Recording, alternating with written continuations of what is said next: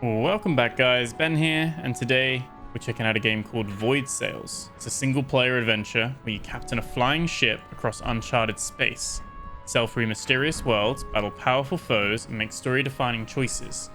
Uncover dark secrets in a game where every discovery could bring you closer to the truth or to madness.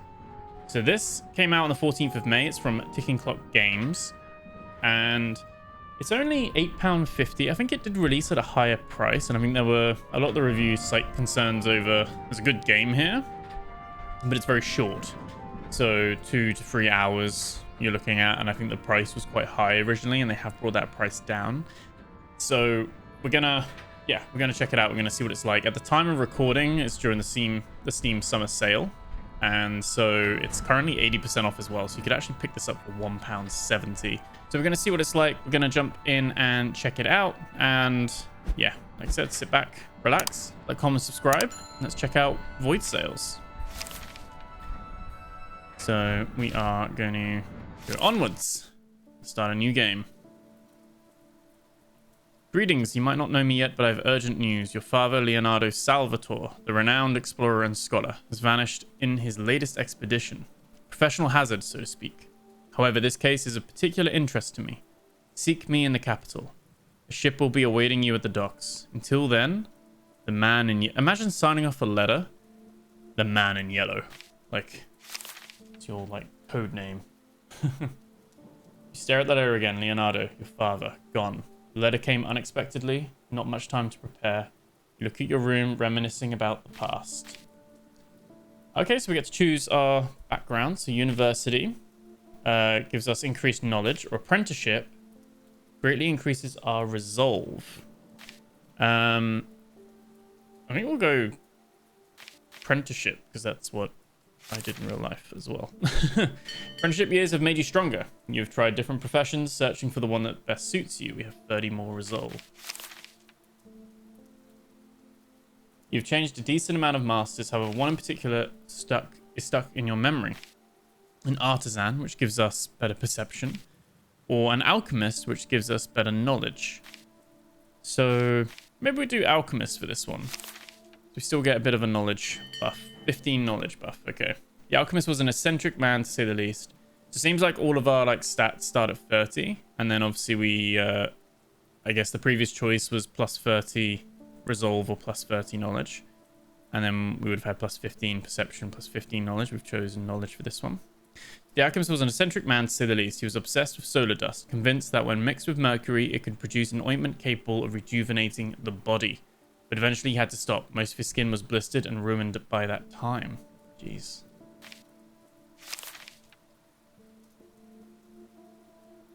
You double check your luggage. A few sets of clothes, some of your savings. There was little time to prepare, but you took one particular item. So magnifying glass increases our perception, and enchanted gloves improves our resolve. So I think let's do magnifying glass so that we get perception buff as well. So we kind of get one of the free buffs. So you grab the set of magnifying glasses and put them into your luggage. No more time to waste. As the dawn breaks, the sky clears. You close the door and head for the dock, searching for the ship. As you make your way, a young man with bright red hair suddenly approaches you. So we've got 100 gold, 20 supplies, and a magnifying glass. Sean O'Brien. Captain, I found you. Morning. Name is Sean O'Brien. I'll be your first mate. Ready to take command and set sail? He gives you a wide smile, displaying a set of straight teeth. Sean looks pleased to meet you and is eager to sail. So, of course we're ready. Yeah, we are confident. That's the spirit. As usual, the man in yellow knows whom to have aboard. And just take a look at the ship he got us. He points at the ship behind him, peacefully rocking at the pier. Engines humming and ready to take off at a moment's notice. So, okay, so we actually get like a dice roll almost, like a percentage roll. So the resolve is probably, we got the higher chance of that. So I don't have any artifacts that would help the situation. So this is a test. You need to roll a number. That number is compared to the value of your attribute. If the number rolled is equal or less, you've succeeded. The higher attributes are, the greater chance to succeed. Okay, yeah. So obviously if you have 45, then there's less of a chance then. More chance of you rolling above 45. Okay. So we got 60 spin. And we got 30. Okay. So it's lower than 60, so we were successful. Critical success. You hop over the ship's rails and land on the deck. The act was not particularly smooth, but your sheer enthusiasm, although unexpected, puts a smile on Sean's face. As both of you are eager to depart and venture forward as soon as possible. And we actually, for that successful check, we actually get a little bit of extra resolve future checks as well. Okay.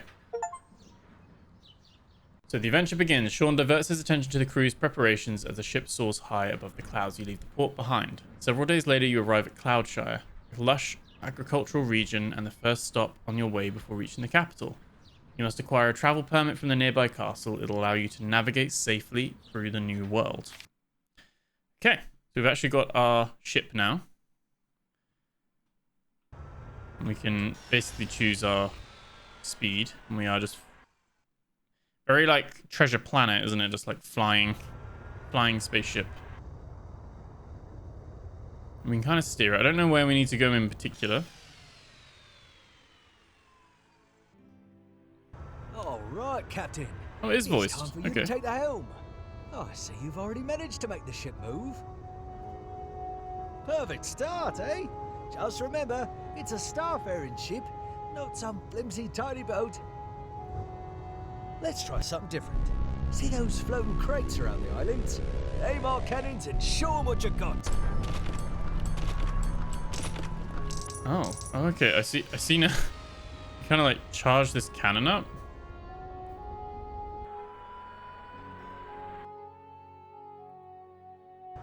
Are we waiting for our cannons to come back? There we go.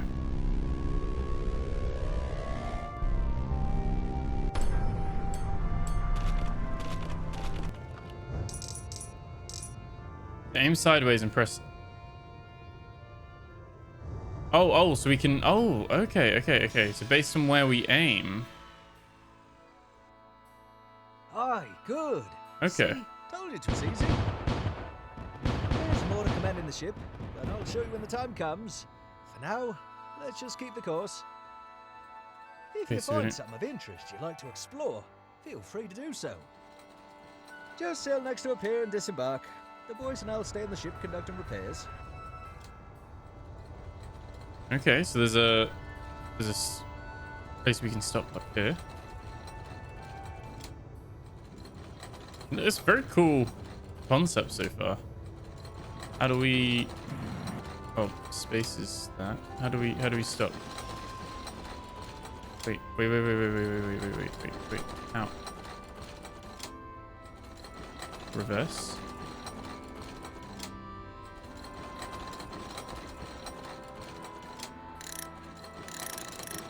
Oh, we press and hold F. There we go. Okay. Okay, so we don't actually get to walk around. I don't think it's like get these like story bits then. Maybe. Oh, maybe we do. Place doesn't look particularly old, although abandoned. It must have been built in the last few decades.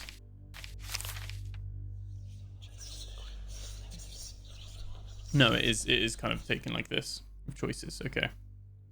Inside, though, it looks much more damaged. A strange overgrowth covers the walls. Thick, dark roots creating a mosaic pattern. Seem to cover most of the church except a golden mask placed at an otherwise barren altar. The stone around it is slightly charred. Mask's empty sockets. Watch closely as you make your next move.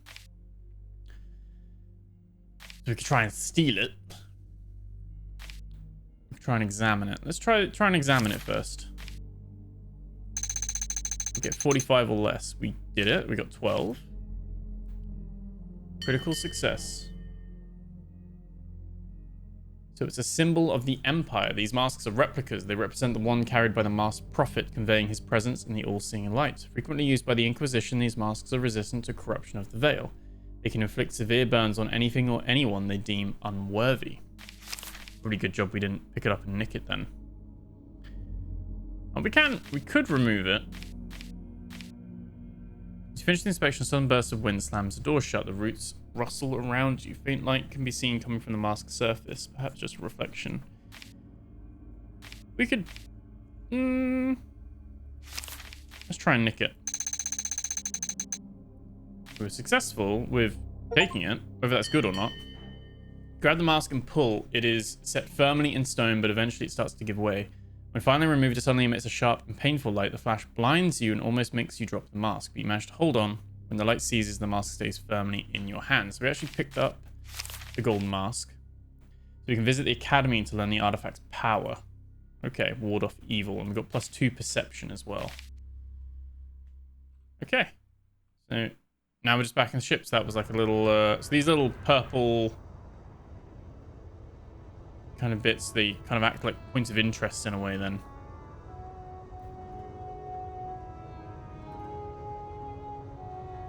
Time to use some of that sweet solar energy our ship's sails accumulate. Send the engine core to overdrive. Okay. It'll make the ship both faster and more responsive to your commands. Let's go over to this mine over here then. We've got one over there to dock as well. It looks very nice. I mean, it runs very well as well. Playing 4K, max settings. It's what? Hovering around 130 to 144 FPS. Oh, we can actually go in there as well. That's quite a bit to explore. Is there like a map? Doesn't seem to be. No inventory either. Let's head over here.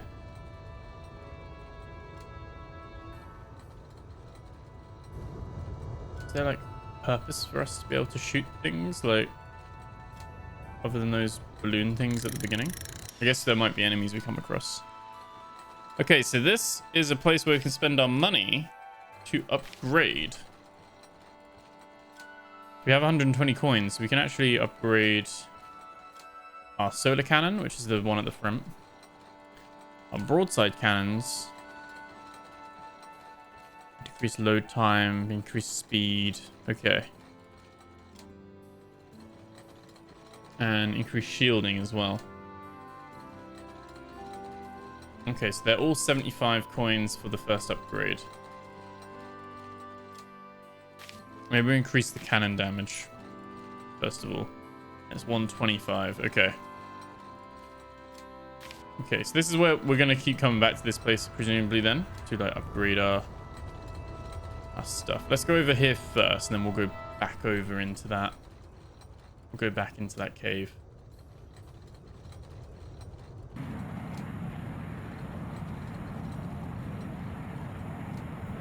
Quite a unique premise, actually. I like it so far. Ah, Cloudshire. Warm sun. Oh, this is Cloudshire. Nice. Too bad we can't stay here for too long. Which reminds me, we must get a travel permit to continue past this point. Oh yeah, we need a travel permit, There's don't the we? Castle of St. Isidore in this region. If you ask nicely, I'm sure they can issue us the permit. Okay. Stolen ring. You dock your ship and head towards the village square. As you continue deeper, you spot the town hall. Even from the outside, you can hear agitated shouts. You push open the heavy door of the town hall. Inside is a massive crowd of people. Looks like the whole village is gathered here. In the middle is a stage where a big, burly man can be seen. His face is red with anger, and his wheat-colored hair is drenched in sweat. He shouts at an elderly woman, somewhat shielded by a young boy in front of her. Okay, so we could ask around first, or we could go and approach stage. Let's test our resolve. I quite like testing it. 5. Mainly because you get to level up the resolve as well. So it seems you get +4 every time you do a successful check. Despite initial suspicions towards a stranger, you convince the bystanders to share some details. The big angry man is Mr. Miller. He seems convinced that Frau Brower and her boy stole Miller's family relic as retribution for increasing grain prices. You approach the stage to get a better look. So by doing that, we've got then a bit of an insight into what this is about beforehand. You get closer, trying to get a better look, when suddenly the man spots you in the crowd and directs his violent gaze. Who might you be? What do you want? So we can be polite, or we can act aggressive. Let's be polite for now. We are a guest. Captain, you say. From Earth, you say. Don't make me laugh. We haven't had newcomers since the last sowing season. You were with them, aren't you? Involved in this crime somehow. He points towards the elderly woman and the young boy. Ask, who are these people? but of course the Honorable Frau Brauer and her bastard of a son, Rudolph. Their family has always been shady, constantly trying to undercut me and beg for lower grain prices. But thievery of my ring, blessed by Lord Inquisitor himself, that is a new low. Just wait till I get the proof. There won't be any more Brauers here. You see several strong men standing by the entrance door, all with wheat-coloured hair and an angry look. Seeing that you have nothing of value right now, Mr. Miller returns to the Browers. The atmosphere is tense and the men at the door seem impatient. Perhaps if you find that ring, you may resolve the situation. Mountain cave nearby might be a good place to start. Okay, so we've got like a little quest here. I imagine one of those two would be able to probably help us with our travel permit once we solve the issue.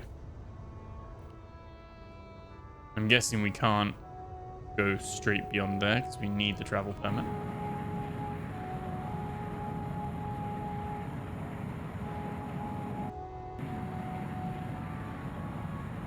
It'd be good if there was a way to upgrade the engine so it could be faster as well, though. You can't choose your height. Like, there's no, like, decrease height or increase height or anything. I think just the ship does that automatically based on where we're going. Like, it's just automatically descending into this cave. Easy, easy there, Captain. Careful around the corners. While inside. Oh, it's like sails will solar. accumulate much less energy. Ah. So spend it wisely.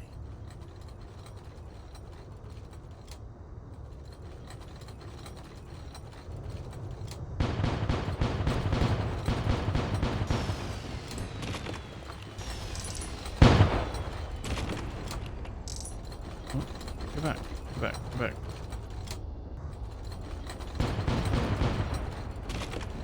There we go. Three more.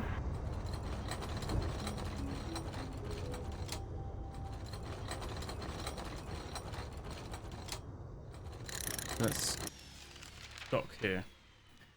Mining caves. You stand inside what seems to be an abandoned mine. The cave walls look unstable, barely supported by old wooden beams. Turned over mining carts and leftover equipment rotting in the dim light. So perception is quite low to explore the caves. We might want to inspect the equipment first because we do have a better chance of that. Just under 50%. 25. There we go. Success. You examine the mining equipment more closely, especially the massive drill in the middle of the cave. It looks like a solar dust mining facility, a precious resource used in numerous apparatuses, and most importantly, to power flying ships. However, the vein has been depleted. Judging by its appearance, it has not been visited in a long time. Except you can see a set of footprints leading to the drill. So because it was only a normal success, not critical success, we only got +2 instead of +4 this time. At the base of the central drill, you see a narrow hole. It must have been dug out recently. The ground looks fresh compared to the rest of the cave. Put our hand inside, I guess.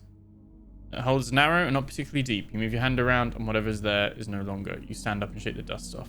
The trail of footprints leads to one of the cave passages before disappearing. Okay.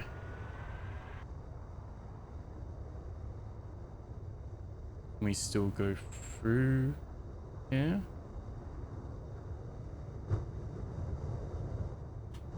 I don't think we need to like break anything here, do we?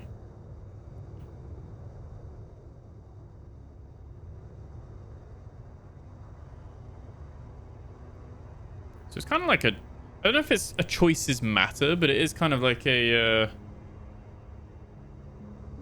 Something is off. Boys, get the cannons ready. Remember to use the shields to protect the ship.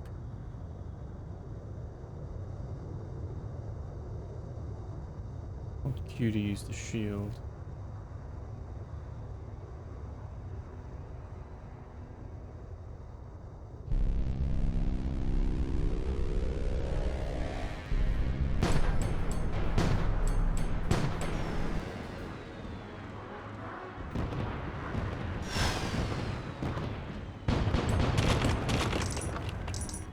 You get those for now.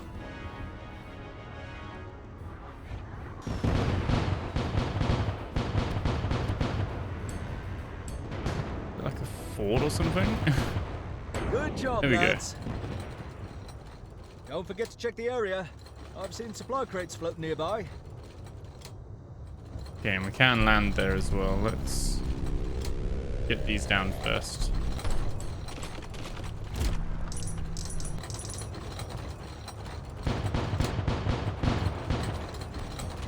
I like how at least the resources come to you.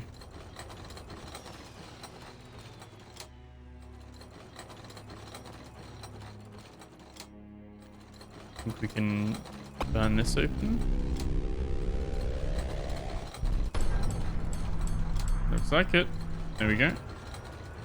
Let's stop here first, though. Let's see what's in this fort castle thing.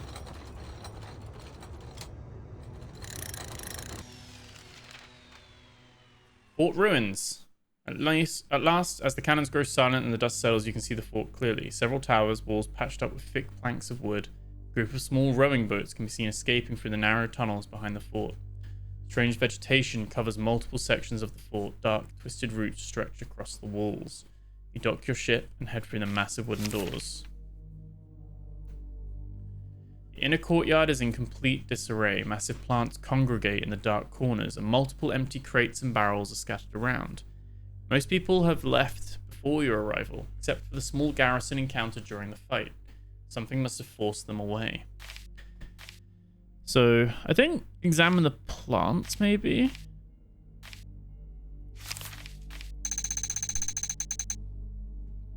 We actually failed. That's the first one we failed today. The roots are cold to touch, hard as stone and covered with a thin layer of moisture. You search your memory, but nothing comes up. Perhaps just some cave-dwelling type of plants. Okay. So as you prepare to leave, something catches your attention. There's a small clearing between the plants. In it lies a golden ring with a delicate carving of a sun. You wonder why it could have been left behind. So that's going to be the ring, probably for the guy that we just met. The inside of the ring is a faint inscription. The words "Lus Confidimus" were subtly carved into the gold. You pocket the ring and head back to the ship. Okay, so we can that's probably what the guy wants. Cracked rocks. Hi, we can clear the path using our cannons. Yes, we can. We already have.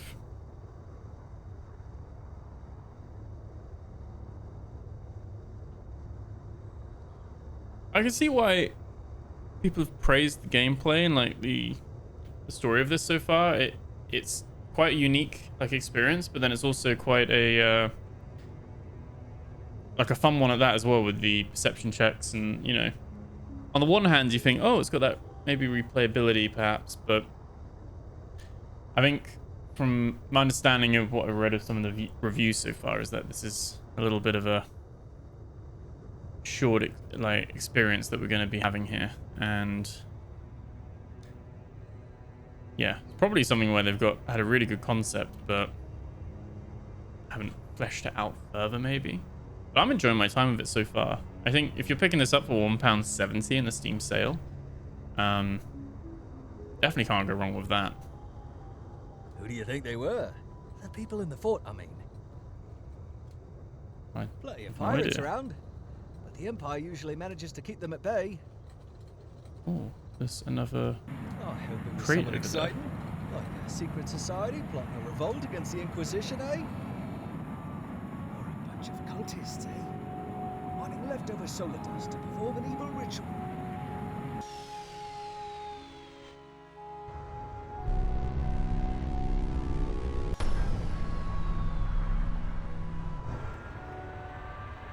Okay, don't think that worked.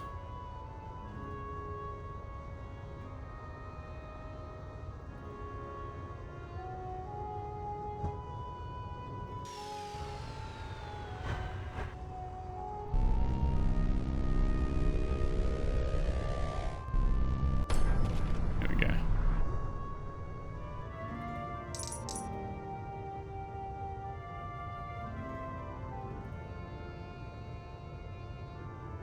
Guess we missed that one when we went past it before. I haven't really been looking around to see if there's any hidden ones. see how much our money is though, which is like, unless we go to that thing, that dock that let us do the upgrades.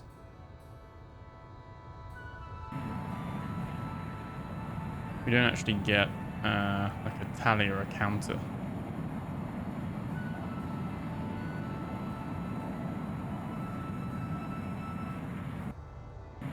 Like I said, not sure how much of a point there is to explore, because I mean the only things we can do is shoot the little balloons if we find any,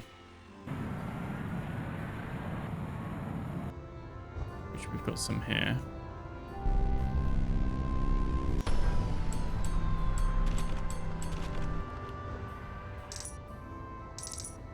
Also, it does say golden supplies at the top, but then it fades. So it just shows you what your new ones are.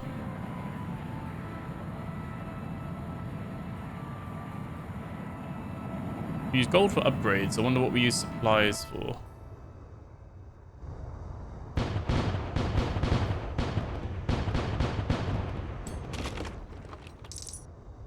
$5 gold. Okay. Oh, there is a... reverse. Put it in reverse. I don't think it's as fast in reverse.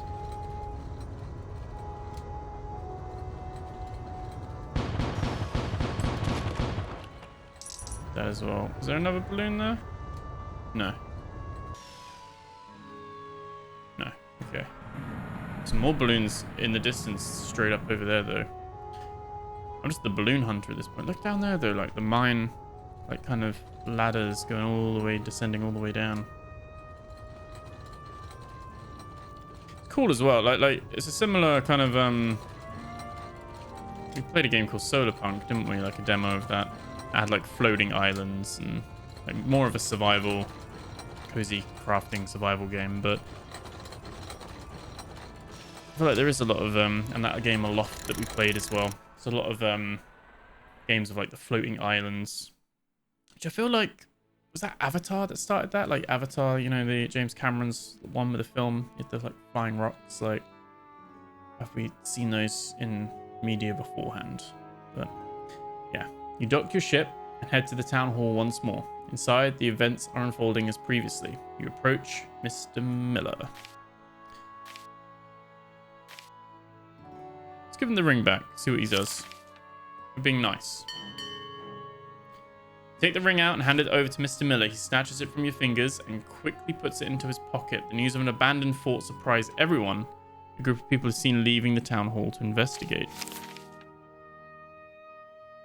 Abandoned fort, you say? Well, that is unusual, to say the least. And how did it get there? Was it this delinquent who hid it? Points at Rudolph. His eyes widen as he awaits your answer. And we'll defend him. Mr. Miller doesn't seem pleased with your response. Well, at least you got my ring back. You have a journey ahead of you. As a form of gratitude, let me give you something. My men will load some supplies onto your ship. And he turns over to the Browers. As for you, we will see. So we've got 5 supplies. And that was it. Might as well go back and have a look at what ship upgrades we've got.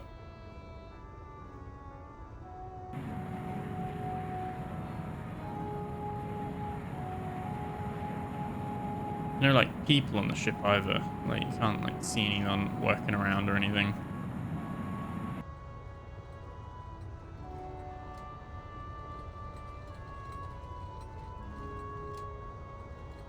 Let's get close enough. There we go.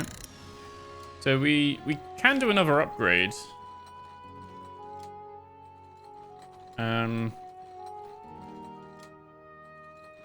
Yeah, I'll make the soda cannon charge cost less. Let's do that. We've got 49 out of 99 supplies, it seems. So it seems like 75 for the first tier, 125 for the next tier. Maybe it's 170, like maybe it just goes up in 50 coin increments.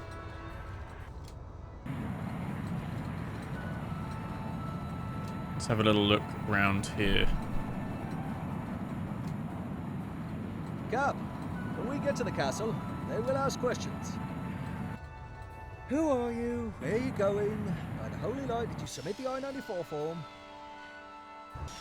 All that bureaucratic nonsense, as annoying as it is, we better not start off on the wrong foot. Something tells me the man in yellow won't appreciate it if we stir up unnecessary trouble. By the way, how did you get to know him? I've worked with the man several times, but I doubt he would hire a ship to help me out.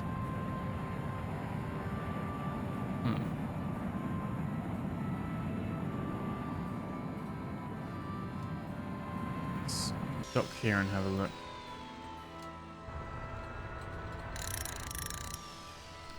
So, oh, this is where we can get artifacts inspected, I think. We can spend 20 to get the mask. And the magnifying glass improves tests of perception by plus 25, and it has 3 uses, so we can use it 3 times. Okay. So, golden mask. Let's inspect it. Resolve. So it allows you to re-roll tests of resolve, and you get 3 uses of it as well. And we could actually sell it as well. We've got decent resolve, but I think that's nice to have as a... If we fail a resolve check, we can... 3 times, we can re-roll a resolve check. So this is where we come back to do that then. Okay. My thing is, are there balloons hiding around behind these islands?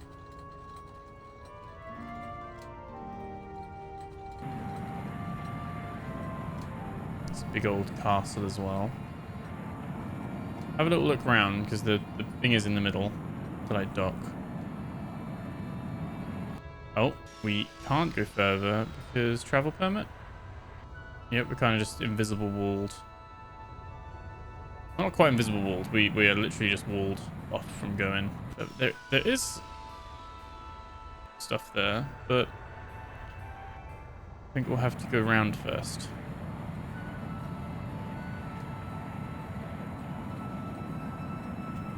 So it's this castle, which is where I think we get the travel permit.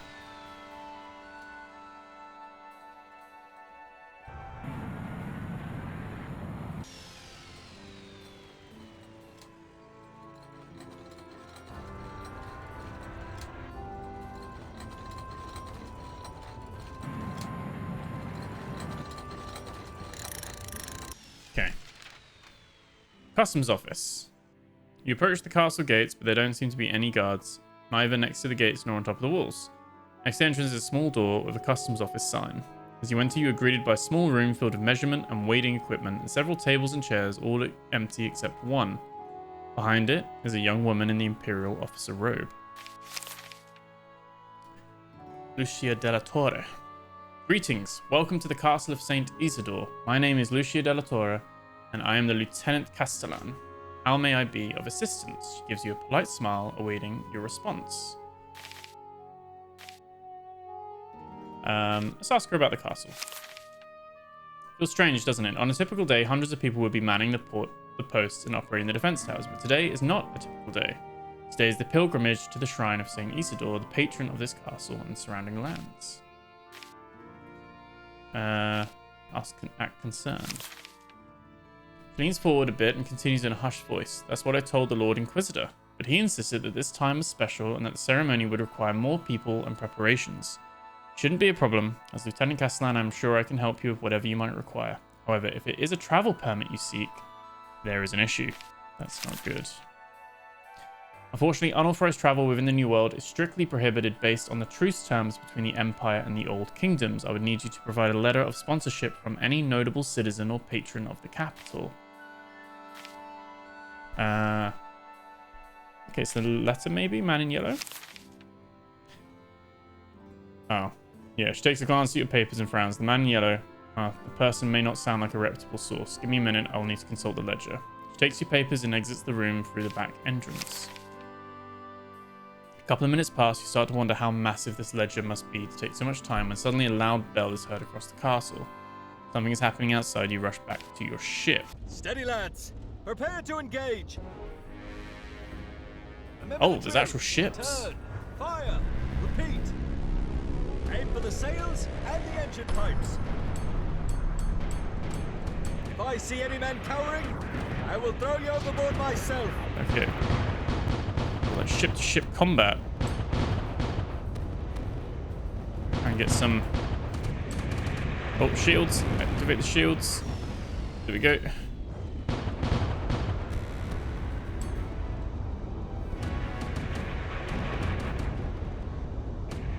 I need to turn to our other cannons, don't we, really?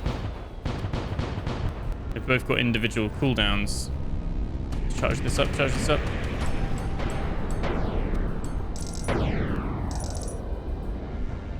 There we go, we got both of them down.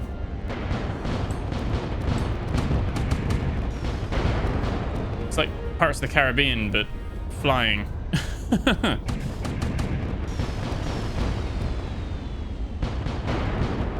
There we go. Down you go! Ha ha ha! Now that was a proper good fight, Captain. Let's head back to the castle. Some more there as well. We should get a travel permit now based on the fact that we're actually, you know, we helped them out. There we go. Okay. It's actually quite fun, like the ship combat kind of stuff. Little easy, I'd say. Like, you kind of got the shield that you can hold for a bit, and it uses your yellow kind of charge meter. So as you see the cannons coming in, you can kind of press and hold to, like, soak it up.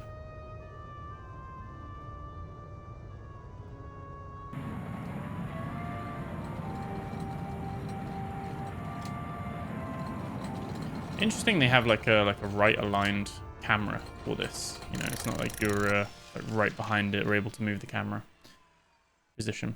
So you head back to the customs office. The alarm bell finally stops, but the castle's still on high alert. You can see small groups of people sprinting around the castle walls. Soon after, Lucia bursts through the door, breathing heavily. She looks like she's been running for quite some time. Apologies, Captain. We could not provide any covering fire, but you managed just fine. Good job dispatching those ships. So where were we? You can see her agitation. The attack on the castle was much of a surprise to her. Ask about the attack. Honestly, I don't really know. They must be some sort of pirates. However, they knew precisely when the castle was most vulnerable and their ships. Pauses for a second, considering if she wants to tell you. Their ships were unusual. What does she mean by that? The ships looked much more well-maintained than usual, not the rust bucket local scam dares to call a vessel. In their strategy, not a single shot fired upon the castle itself, as if they were targeting specifically you. That is true.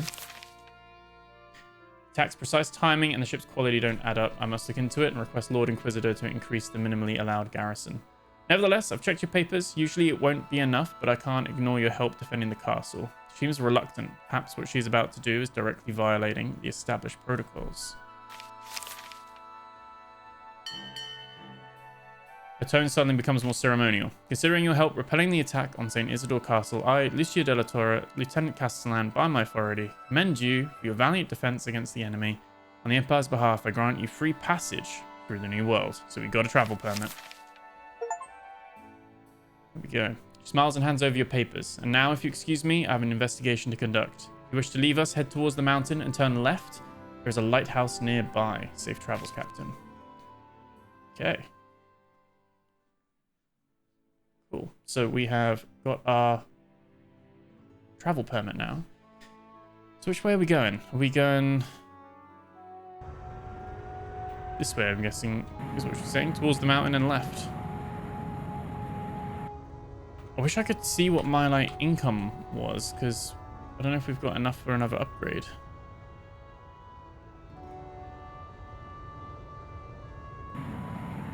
So I'm guessing that's the, like, the bit where we leave this place. Let's see if there's any more balloons. Seems like we've done what we came for.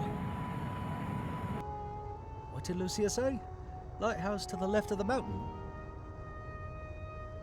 We can head straight there, but we won't be returning. Oh, okay. Keep that in mind. Won't be returning. I don't know if there's anywhere else to explore around here, though. There's invisible walls here anyway, so you can't go too far.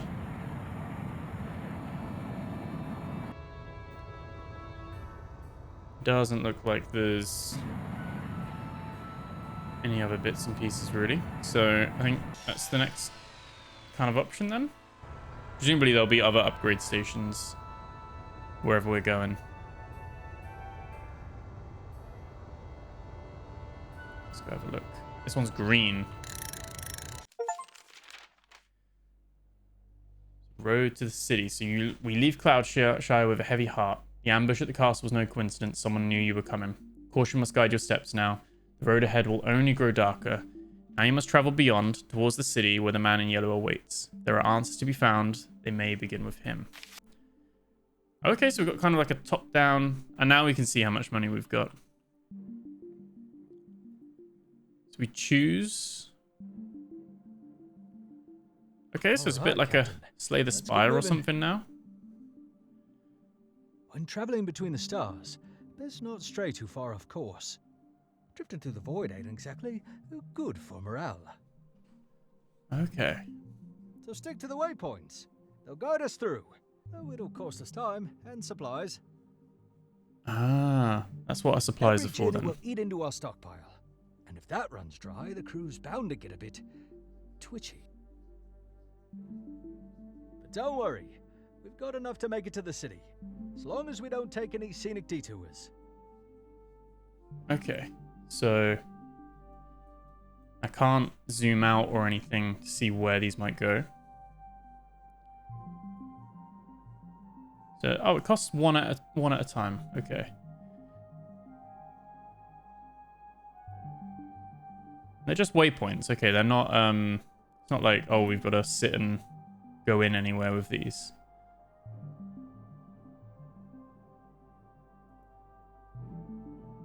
Okay.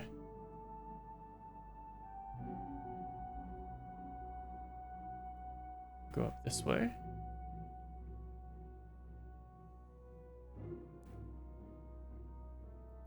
Guess I don't know where the city is precisely, or if there's anything that we can visit off the beaten path, but can't zoom out either. We can't see what was down there.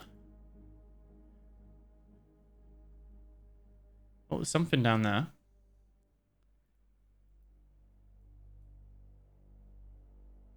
There's something there as well.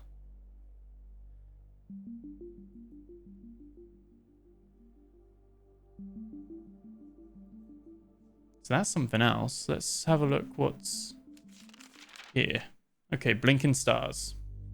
You sit in the captain's chair on the commander's deck, observing the night sky.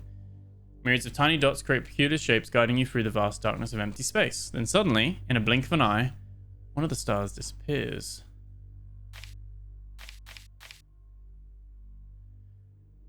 Oh, you actually roll to ignore it. Have a look. I'm gonna have a little look. You observe the spot for some time, nothing happens, but then you notice one more star disappears from view, then another, and another. The cascading effect of the whole section of cosmos just ceases to exist. It feels unreal. The magnitude of the event starts to press on your nerves. Try and rationalize it.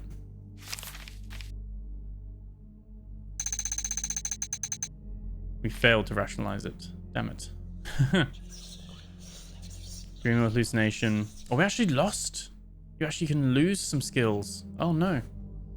Mine is rushing through the possible explanations. Overwhelmed, you shut your eyes, trying to shield your mind to chase the thought away. Gradually, you calm down. When you open your eyes, all the stars seem to be in place, all except one. Checking the charts, one detail comes to light. The star you disappear was never there in the first place. Spend some time studying the maps of constellations, but you can't find any mentions of it, except a small piece of paper hidden between the pages. On it is a peculiar depiction of a star. We'll learn what the artifact is with that. Okay. It's annoying that we lost some of our skills there. So I guess we want to go back. Yeah, we can go back this way. Okay.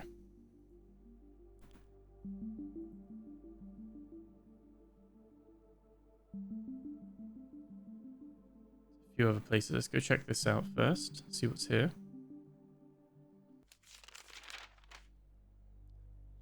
The lighthouse. You see a beam of light in the distance that differs from the stars in the sky. You've noticed it several days before, but as you get closer, you finally see its source. A lighthouse stands on a floating rock. It allows nearby ships to navigate safely in the vastness of space. As you land and set foot ashore, you see a strange woman. She awaits your approach. Welcome, Captain. You've arrived just on time. I hope the journey so far has not been too troublesome for you. On time. Among other things as well. Almost too predictable, but that's a good thing. It means everything is going to plan. How does she know? I was told all about you by the gentle shimmering of the stars, by the soft breeze of the void. Your every move carries you along the path. Every action creates ripples on the surface of the water. Let's focus. What would you like me to tell you? The past? It won't help you much. It may confuse you. The future? Know that once I do, there won't be much you can do to change it. To the future. She opens her eyes again. The light of her lamp goes dim for a moment, intensifying the brightness of her eyes. A cry will echo rising from the depths. One will hear it, too curious to turn away, too arrogant to flee. The unnatural glimmer of her eyes softens. The lamp shines bright. Now the future is set. All that is left for you is to find it. It's like suspicious. The exact definition would be inconsequential and thus meaningless. You can call me the Lighthouse Keeper. Feel free to stay at my home and rest a bit. Prolonged starfaring subjects your mind to, let's say, stress. We shall meet again soon. Before you can ask anything else, she's already gone. You stand alone on the pier, the lighthouse illuminating the space around. Okay, I feel like we'll probably see her a few more times yet. So there was like a ship here that seems crashed. Wrecked. Another ship here as well. Okay.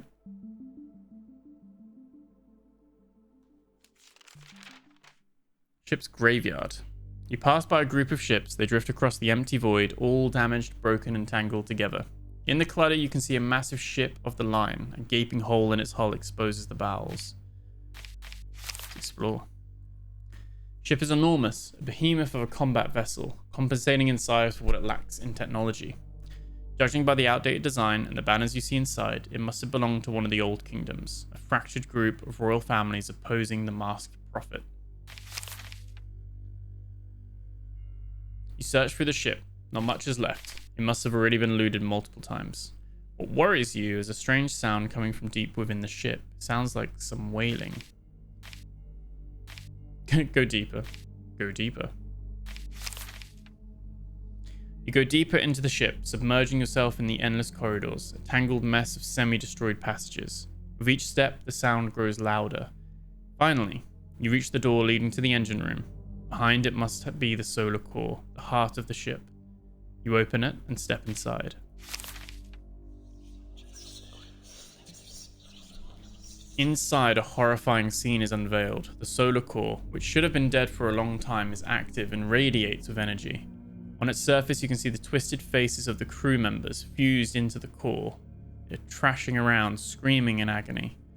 This is wrong. You want to get out immediately. We can head back before it's late, or we can approach. Let's approach, suppress the fear, and approach the core. We've also got the travel permit, gives us an extra 10 resolve, and the golden mask lets us retry again. So let's just spin and see if we can get lucky. We are. 55 is perfect. You muster your courage and get close to the core. When the core's casing was damaged, it affected the engineering crew. The core sucked them up close, trapping them in this state, now feeding off their torment. What remains of the casing are wooden splinters inscribed with incantations necessary to confine the core's powers. Okay. There isn't much you can do about it. It's too dangerous to disable. The core is unstable. Should we detonate it? You bring some powder kegs over and place them around the core. Back to your ship, you sail at a safe distance and fire at the remnant. A well-placed shot reaches the engine room, detonating the powder. Despite the distance, the shockwave rocks your ship. Along with the heat, it carries over a quiet sound. It sounds almost like a brief sigh of relief. Okay. I quite like these like little kind of options that we can choose what we want to do with them or not.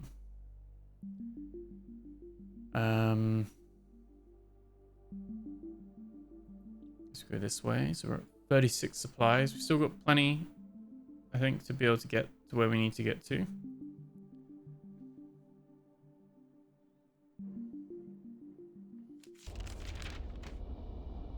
Ambush.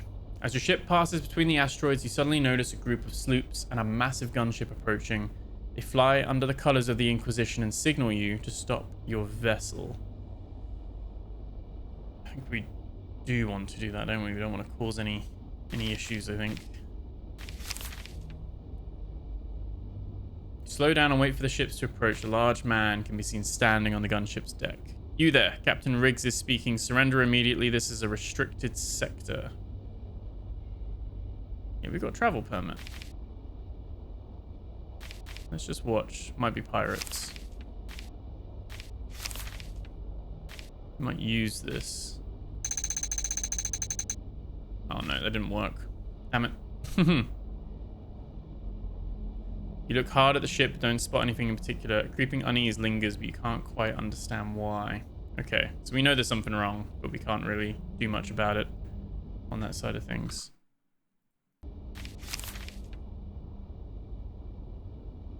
He looks impatient. The gunship is slowly approaching your position. Let's fight. Order your crew to get ready. The upcoming fight may be challenging. Also, we are actually here. Okay.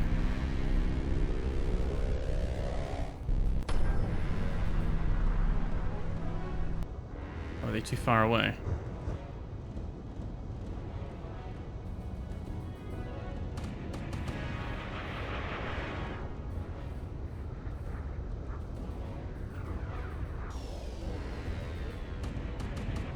Oh no.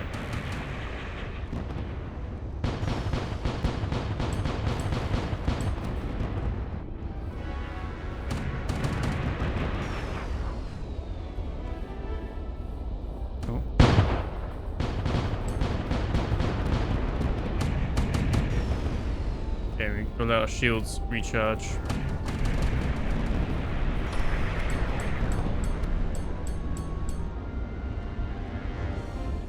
Oh.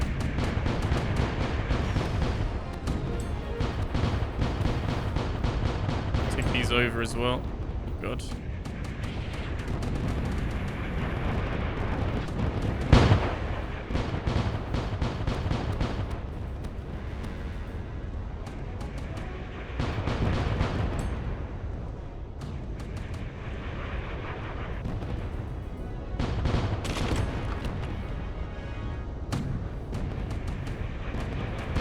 Gonna use this ship as cover. Oh.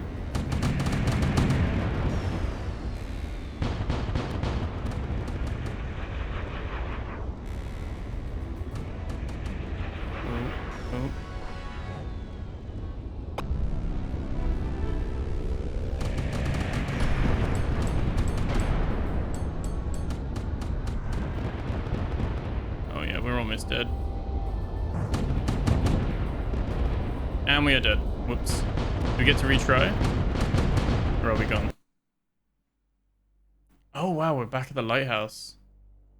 That was the checkpoint?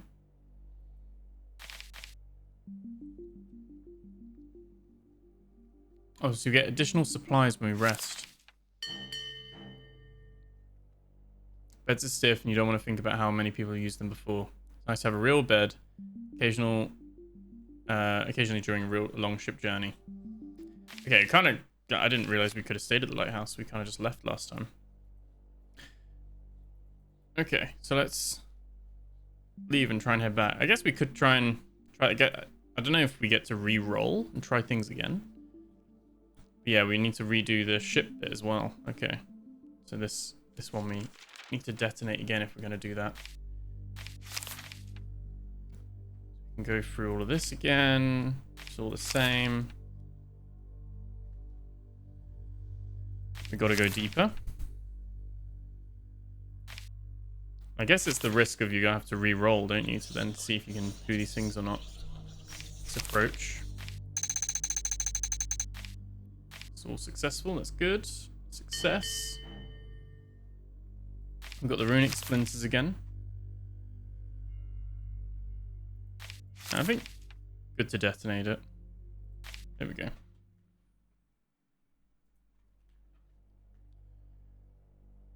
Okay.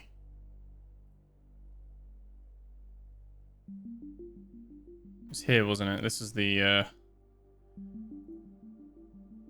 corporate. We could try it again. I don't know if we're just too low level to take those out at the moment. But maybe...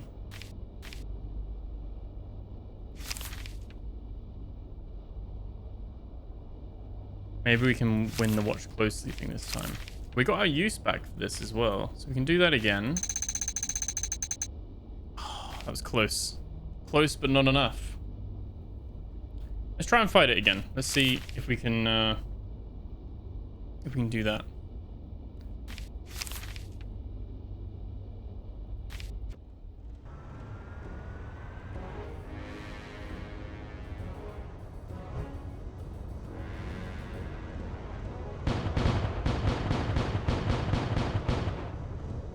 Any of those hit? No.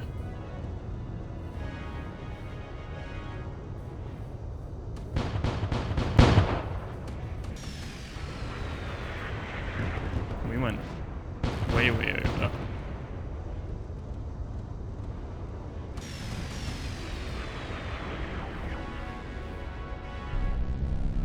I'll try and see if we can just take out one at a time.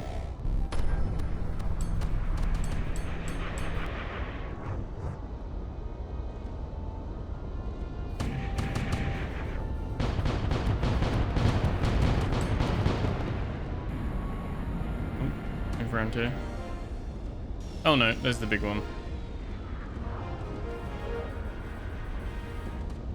This ain't good. This ain't good. Oh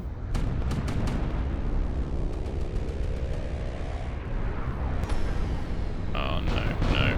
Damn it. Damn.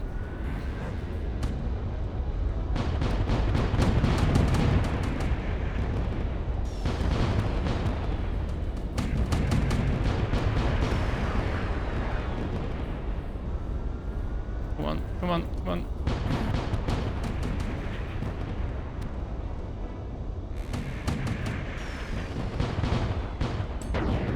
There we go. There we go. We got one. Took one down.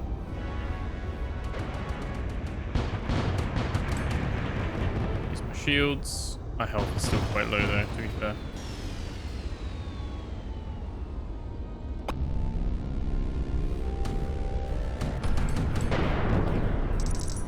Right, we got the second ship.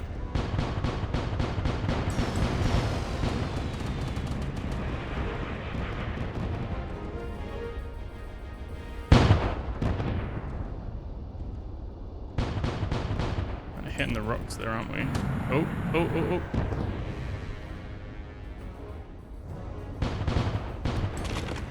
Trying to use the rock as much as possible as a...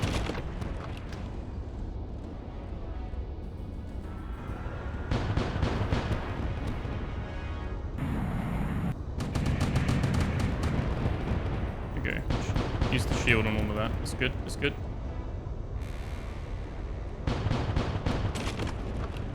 We can like break down some of its stuff there. If I can go around and sneak up from behind. Combat's actually quite fun because you do have this kind of cat and mouse thing.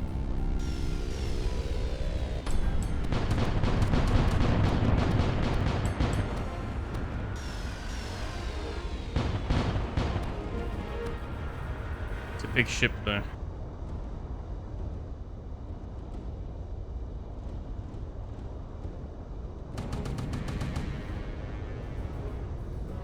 No, all good, all good.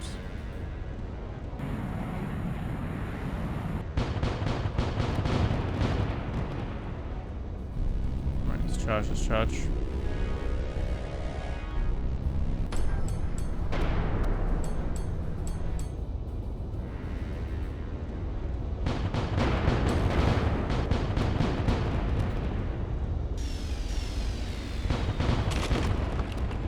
This is going okay. I think this is going okay.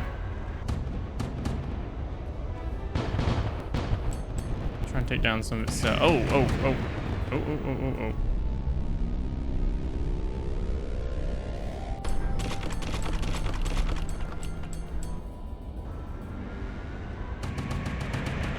Activate our shields.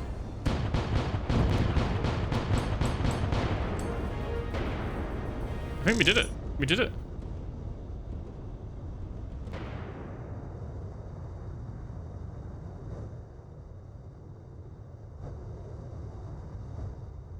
So now what happens? Oh, we go to the green. Oh. Our health was very low there. This is like, oh my god, you've like killed a really high-ranking official and we're now pirates. I don't know. I was getting dodgy vibes from him, and then the game's like options were leaving me with that feeling as well. So I thought best to try out some ship-to-ship combat. I wonder if our health recovers in between sections, or if we now need to get to like a lighthouse to rest and like reset. Not sure how it works. Come on, in we go. We go. The threat dealt with, you can continue your journey. Only the final stretch left. However, as the enemy gunship crumbled, you saw a small rescue boat dashing away towards the city. Perhaps it's not the last time you hear of the captain of that ship. Okay, so he might have lived. Seems like this is funneled into this bit as well, so you had to like have that point, because this is going to be the exit now. Back to the next area.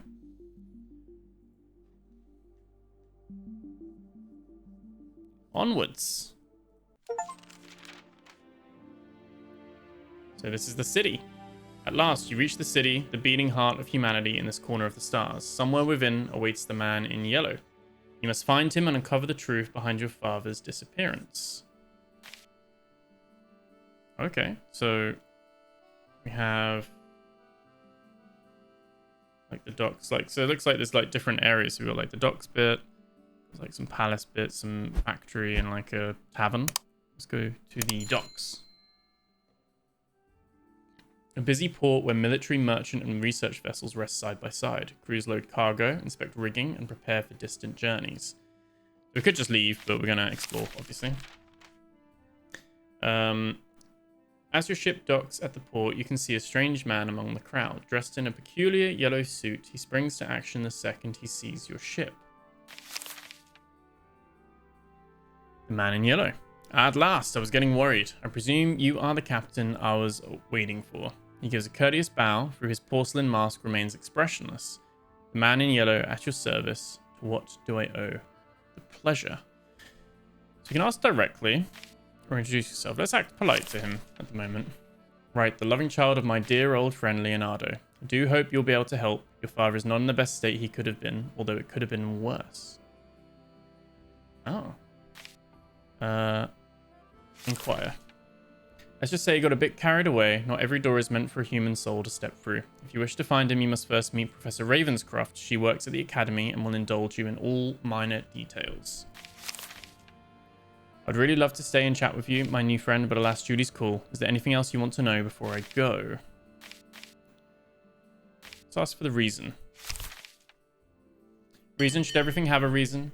Do I help you because I can? Am I even helping you, Captain? Some do believe that all actions are reactions, involuntary consequences of past events. Does that mean that you have no choice in the matter? I surely hope that's not the case. Okay, so we've got a little bit of extra knowledge there. And kind of a non-answer. With that out of the way, I bid you farewell. We will meet again. We will meet later. I wanted your help with one other task. Safe travels and bon voyage. He gives you another courteous bow and half stride, half trots towards the port exit.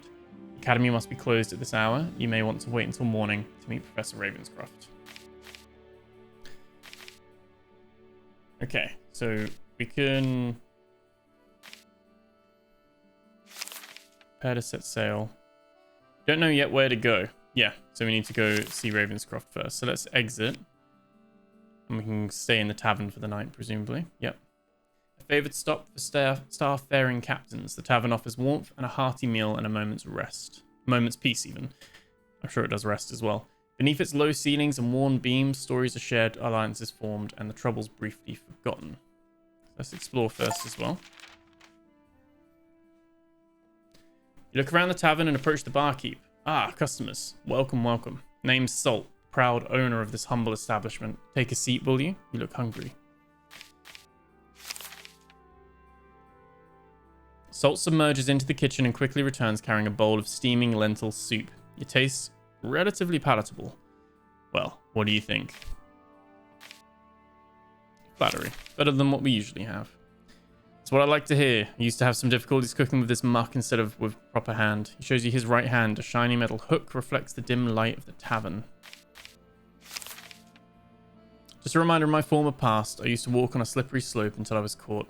For my crimes, I was sentenced to have my arm burned off. The usual punishment for thievery. Jeez. But it was a good thing, sort to say. It set me straight on the right course. The Inquisition may sometimes look heavy-handed, but the approach works. You can hear an angry shout from behind the closed door near the counter. Salt turns towards the source of the noise. By the light rigs, just give me a minute. He turns back to you. Sorry, Captain. My brother got injured recently and needs his wounds to be dressed. Just a couple of scratches. Got hit by a bunch of wooden splinters on his last adventure. My brother's a rowdy one, yet to settle down. Smile fades for a moment. He picks it up immediately. Should be alright. To be safe, I've ordered some ointments back from Earth. There is the alchemist who claims they can help the wounds to heal. Another shout can be heard. I'm coming, alright? By the stars, you whine like a little girl. Sorry, Cap. Need to go. By the way, takes out a bottle from under the counter. Here, I've heard you helped some folks back at Cloudshire. They asked me to pass this small present of theirs. Salt winks at you and walks inside to the inner room. So we've got a strong brew. And again, yeah, we need to research that to see what it does as an artifact. You can take a rest. You head into one of the rooms upstairs. It's a cozy room with surprisingly clean sheets. Looks like the innkeeper really tried to make the place comfortable. You lay down and shut your eyes. You'll need the rest. In the morning, you'll head to the academy. For whatever reason, the man in yellow wasn't particularly helpful. Hopefully, Professor Ravenscroft can tell you more. A favoured stop for the starfaring captains. The tavern offers warmth, a hearty meal, and a moment's peace. Oh yeah, so back to this bit now, so we can just exit that. And we've got the shipyard. So a sprawling industrial complex of towering hangars, cranes, and scaffolds built to berth vessels that sail the stars. Clang of metal and hiss of steam echo day and night while tired workers move through the haze, many living in cramped quarters between shifts. So we can actually get upgrades here. Let's explore first, see what's going on here. See who we can meet. You wander around the shipyard when you stumble upon a peculiar hangar. Its windows are boarded shut, although light comes through between the planks. The door is locked, but you can probably force it open. Let's try and force it. Oh, just. With 1 point to spare. You grab the handle of the door, getting ready to pull. However, as you do, a heavy hand lands on your shoulder. You turn around and see a massive woman holding a hammer. Something I can help you with, Captain. Did you get lost? Let's apologize.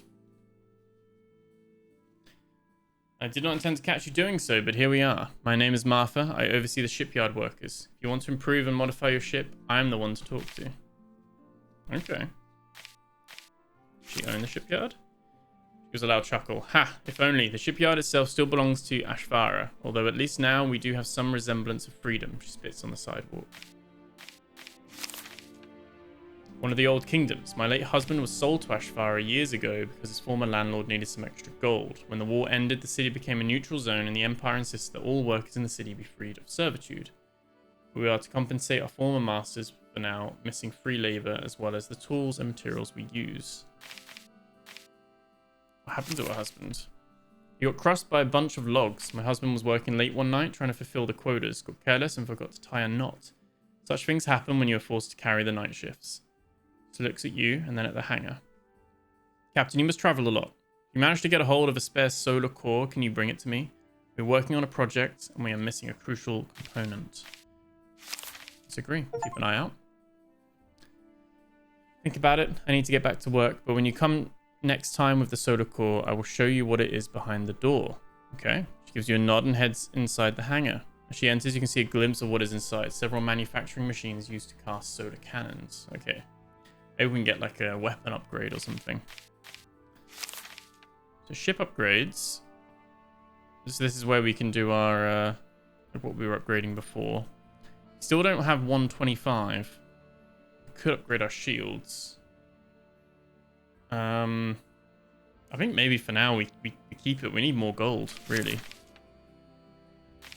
Gold's quite hard to come by, it seems. The Academy. Okay, so this is where we can inspect our artifacts, which I think is probably better to spend our gold on, to be honest. We can inspect all of these for 15 each. So runic splinters increase tests of knowledge by +10. Dawning Star improves tests of perception. And a strong brew improves tests of resolve. Okay. It's a shame you got to spend the money to like unlock those though. Eats into the upgrading side of things. The Academy building towers over a luscious garden. Several people dressed in long blue robes are walking around. You wander through the halls until eventually you see a door marked Professor's Ravenscroft. Meant to be just Professor, right? Inside, you see a young woman. She's crouched over a table and focused on writing. Hearing your entrance, she addresses you without lifting her head. For the last time, I'm not interested in whatever garbage you bring. Stop pretending you can find valuable relics in the local outhouse, and don't return unless you bring something real. Oh, cough. She lifts her head and looks at you. Deep dark circles show many restless nights. She must have been neglecting rest for quite a while now. Oh, apologies. I thought you were someone else. Although the answer is the same. Now please close the door from the other side. She crouches over the table again and continues writing. Let's just say our father has disappeared. Did he? In that case, please go to room 404. Missing scholars isn't rare, so we have due process. Now, is there something specific you want from me, or do you intend to keep standing there? Leonardo. She suddenly stops and puts down her quill. Now look at that. I never knew Leonardo had a child, though I didn't exactly like to talk about anything outside of his work. She points at the chair in front of the table. I am Vedika Ravenscroft, the head artifacts expert. Apologies for my previous demeanor. The work here can get overwhelming. Now, that expedition you mentioned, how much do you know about it? I'll tell you the truth. Unsurprising, that expedition wasn't exactly official. Your father managed to pinpoint the location of a distant moon called Boreas. It is a small planet following a uniquely shaped orbit, and it is very hard to predict. Leonardo calculated the exact path a ship would take to intercept the planet's movement. The expedition was of utmost importance to him. He was looking for an ancient ritual site. So Leonardo, being him, pulled some strings, made some promises, and got the funding he needed. We lost contact with the expedition 1 month ago. The Academy's council still decides whether sending a rescue mission is worth the risk. Okay. Ritual site. We are not the first to arrive here. We've studied multiple ruins scattered around the sector, and so far it is safe to assume that there used to be a whole civilization long before, incredibly attuned to the influence of the Veil. Your father had a particular interest in their ritual sites. He believed it was possible to traverse the Veil safely through them, or at least that was his theory. Should you follow Leonardo's expedition, take caution. We don't exactly know what happened. They should have set up a distress beacon if something went wrong, but they never did. I suspect the worst. She gets quiet for a moment. Captain, can I ask you a favor? No. Yes. Let's hear her out. Amongst the expedition was my brother, Cornelius Ravenscroft. If you manage to find him or find anything left of him, please let me know. She hands you over the planet's coordinates. Now go. I have more work to do. If you have any artifacts you would like to sell, you can do it here at the Academy. So I guess, yeah, that is the other thing, is that we could just sell some of these and exchange them for ship upgrades. Which I think we might have a go at doing.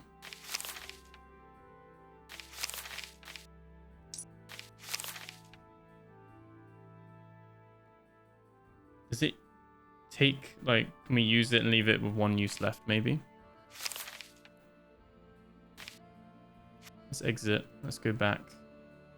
Oh, no, let's exit and go back to the shipyard. Ship upgrades. There we go. I think increase the damage. Decrease the reload time. Damage from collisions. Don't know. We could afford both. How much is it? I was only, yeah, it's 175 to upgrade. Okay. We don't have enough to go up further. We could either do, yeah, I think let's increase the soda damage as well. Do that. Okay, so we've got the coordinates. I'm going to Boreas now. We can purchase supplies. Take 20 to 30 days. An elusive planet with an unpredictable orbit. The last stop of your father's expedition. I think we've got 42 supplies should be enough. Let's go. The journey continues. The man in yellow offered little. Your father's disappearance seemed to matter far less to him than you had hoped. But not all paths were fruitless. Vedica, a scholar from the academy, revealed a trace of truth. Leonardo traveled to Boreas, a distant, desolate world, home to a forgotten ritual site.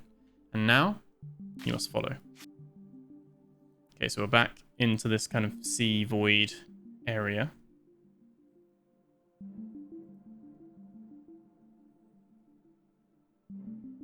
We do have an option there. I guess like you don't have to do all of them. Let's have a look. We'll keep an eye out for one of those cores as well to bring back. Burned village. You sail across the space sector when in the distance you see a group of islands and a thick black smoke coming from one of them. Let's head to the island and disembark. You head to the island and disembark. At last you find the source of the smoke, a small settlement, or rather what remains of it. The ground is covered with thick black overgrowth, similar to the one you've seen. Charred by the fire, it smolders toxic smoke. What is worse, close to the settlement's central square, you can see a small clearing, and on it, a pile of corpses. Multiple bodies stacked together in some sort of pyre. Wow, okay. A bit dark. We can try and inspect it. We've got very low perception, but we were successful. Okay. Success. You approach the pile and look closer. Men, women, children. Judging by the amount, it must have been the whole village. Someone has committed a terrible crime and tried to cover it up. It wipes out an entire village. Furthermore, upon closer inspection, many have strange cysts covering their bodies unaffected by the fire. A faint yellow glow can be seen emanating from them. Or were they like infected or something? Oh, we failed that big time. You take your tools and inspect the cysts. They are definitely solid, resembling stone rather than anything organic. However, they are fully fused into the flesh. Flesh, I'm guessing it's meant to say. It's hard for you to focus. The toxic fumes prevent you from further inspection.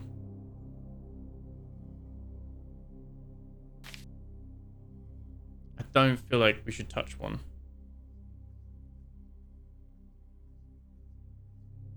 Will that just infect us?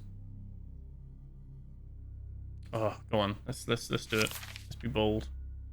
Extend your arm and touch one of the cysts. Immediately you feel a burning sensation spreading through your arm. Image flashes before your eyes. A large obelisk hidden between asteroids. It is somewhere nearby and it's calling for you. Promises safety. The vision fades. Okay.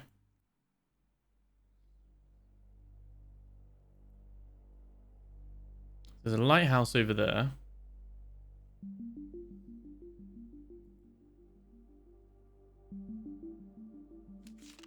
Let's go here first. Stranded boat.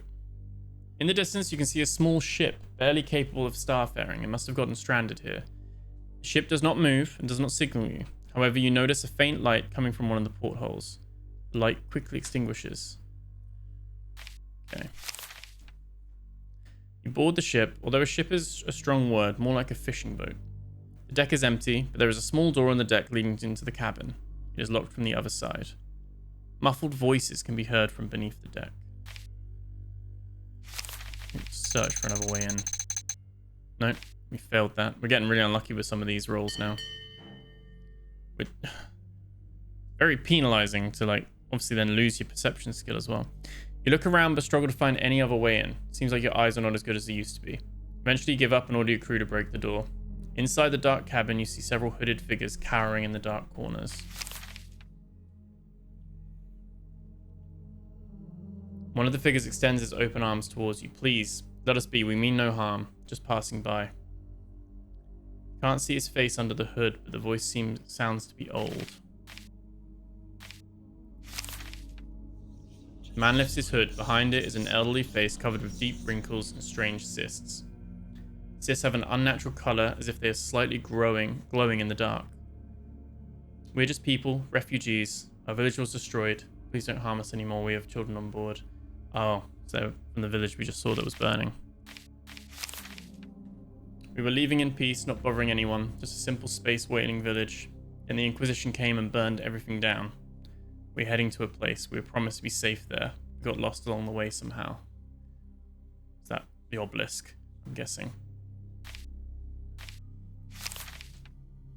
Don't know much about it, only that we will be safe there. So we've got the same thing as well. We're not going to give them supplies though. Wish the man good luck and head back to your ship. Okay. Yeah, we can't afford to dish out supplies.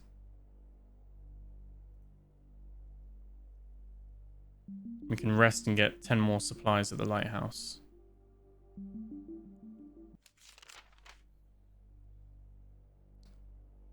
As you disembark, you can see the lighthouse keeper. She sits at a small table beside a cliff, observing the night skies. As you approach, you can hear her voice.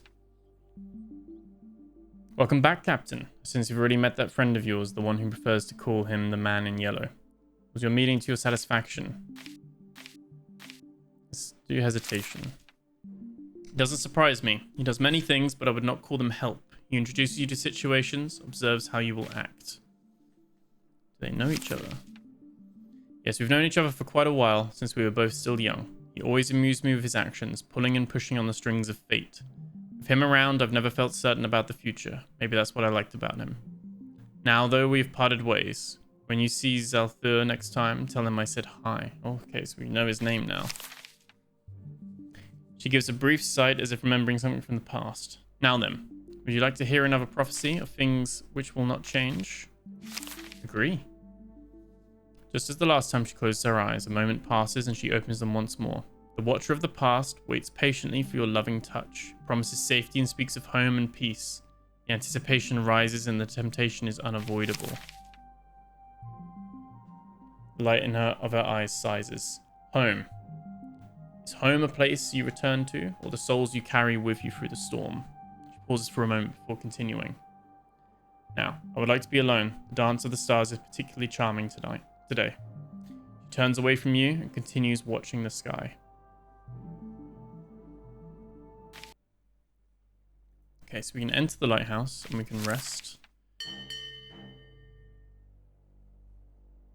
And once again in the morning you find several sacks of supplies waiting for you next to your door.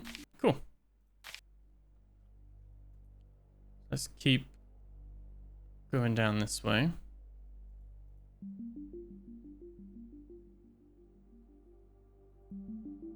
Oh, it was like a tower. Mysterious obelisk. As you sail across space, a surprising sight unfolds. An ancient obelisk floating amongst the ruins of unknown origin. It is directly on your course and it gets closer with every passing minute. Okay, so there's enemies here to fight?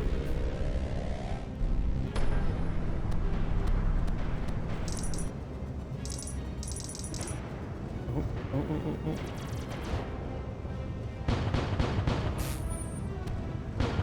We hit him. I'm trying to guess the trajectory. There we go.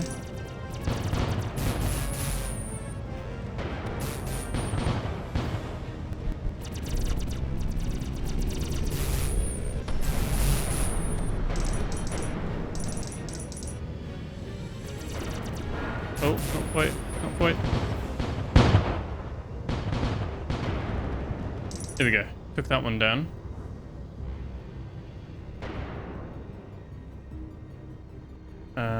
Oh, there's more over there. don't know if I need to like aim higher or not. Oh no, I hit one. Hit that one as well, but not enough. Oh.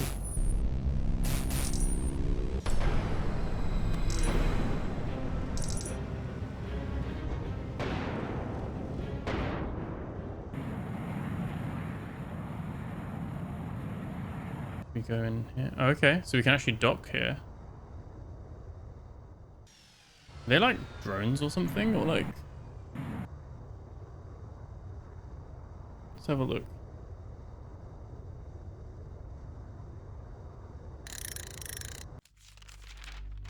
Okay, so you see a large, peculiarly shaped structure. The surface is covered with mysterious symbols, and a glowing orb is right in the middle of it.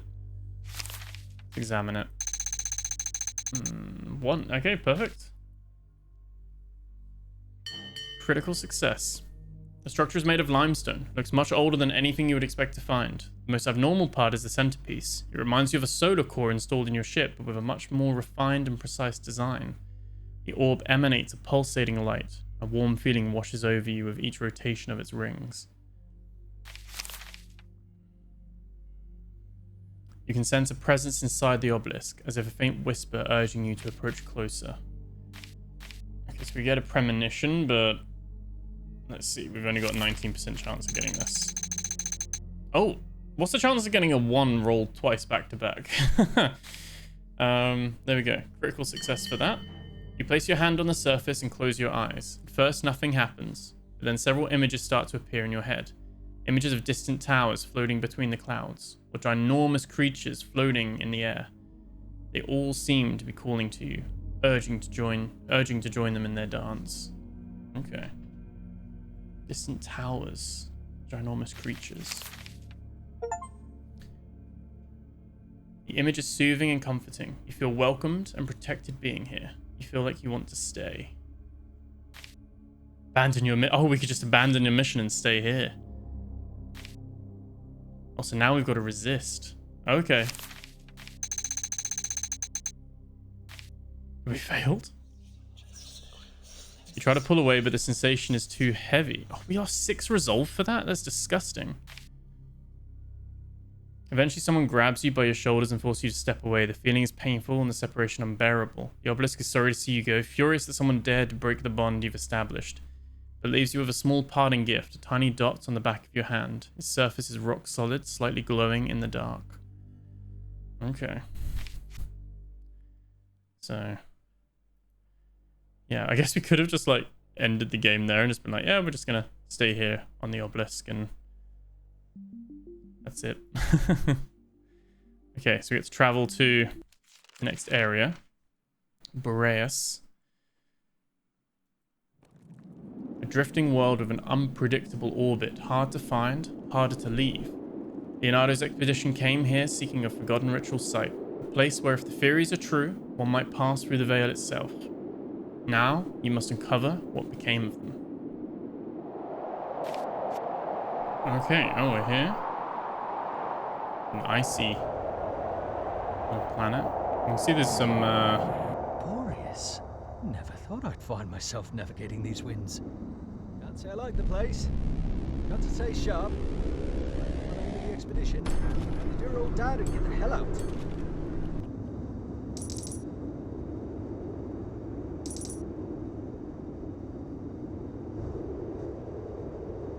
okay.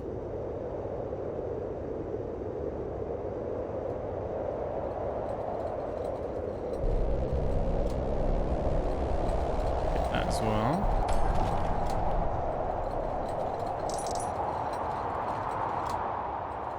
Oh, there's more stuff there.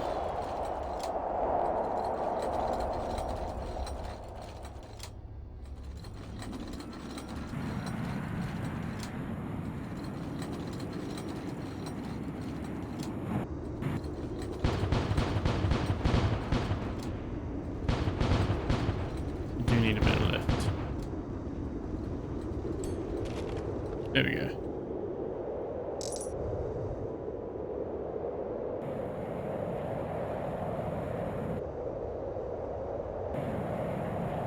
Okay, let's go and park up in the little dock bit.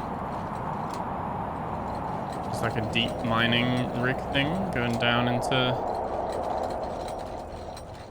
Yeah. Those cogs going all the way down there.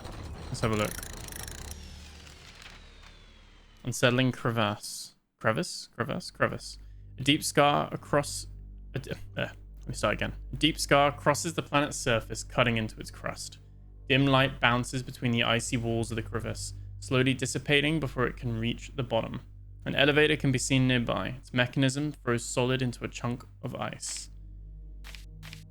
We've got a 54% chance. Rolled a 1 again. Okay. You clear the ice easily, and the mechanism is as good as new. You step inside, and the elevator soon reaches the bottom of the crevice.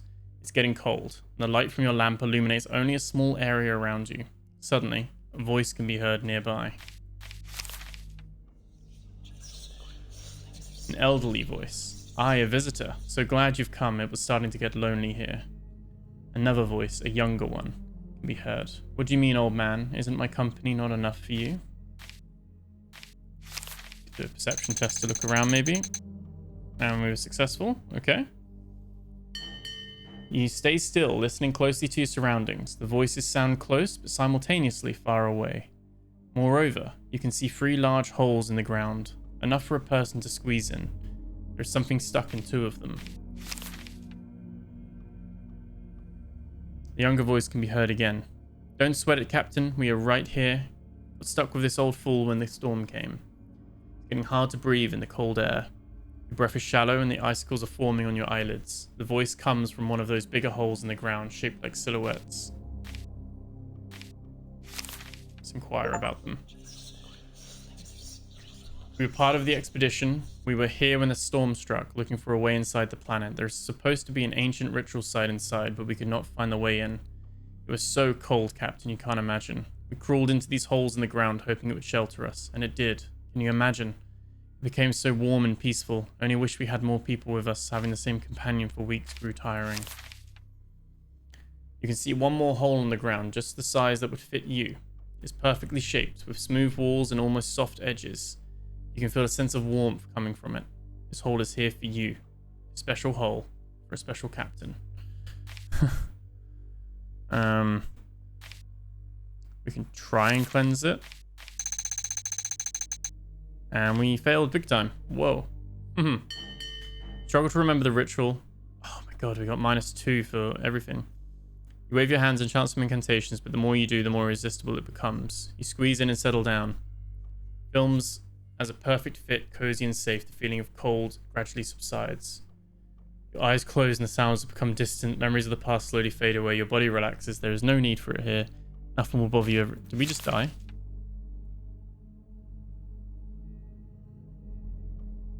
Okay, you stay inside for a long time, then a sharp pain. There are loud noises of people moving around, and some hot liquid is poured down your throat. Disturbed, you open your eyes and see yourself back in your cabin, covered in blankets. Sean looking worried at you. "What were you thinking? A couple of more minutes and you'll be frozen solid. Thank God we've reached you in time." Oh, there we go. Wow. So we almost succumbed to it, but we were rescued, thankfully.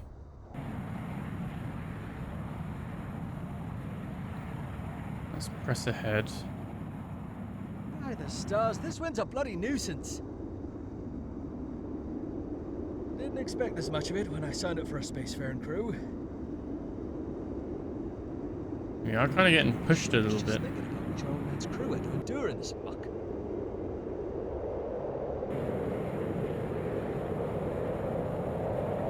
Let's go. Let's keep pushing in. What are these?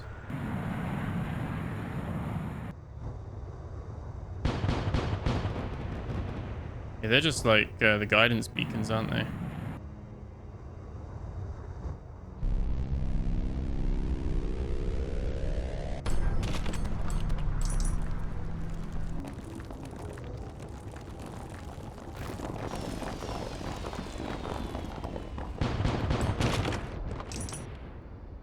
Okay.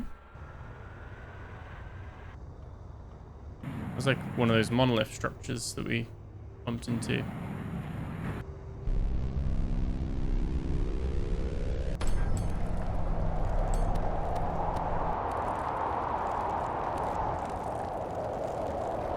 Are you controlling the wind or something?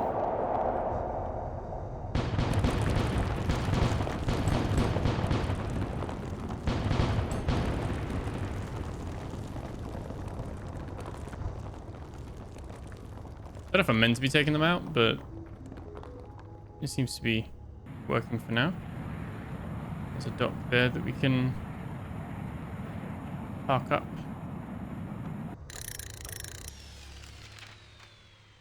Another obelisk. Once more, you see the obelisk. This time you feel that communicating with it will be easier. You've already met. The core in its center glimmers gently in the surrounding snow. Can you attempt to pull it out?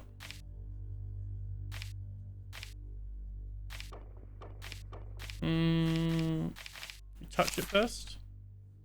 Critical success. You place your hand on the obelisk and focus your senses. A vision of events not so long ago comes to mind. Two men standing next to the obelisk arguing. One is cold, determined, and dismissive. No time to waste. Wishes to go deeper. The other is hesitant, agitated, concerned. Too much hurry, too few preparations. He holds a book bound in leather, a thick tome filled with knowledge. That book, you can find it. It awaits deep below in a cave inside a temple. Okay. Then another image, different perspectives, different times. Same men, but also more people and several boats descending into the depths of the planet. The vision fades. That would be all the obelisk wanted to show you. We tried to take the core. But yeah, we failed. Damn.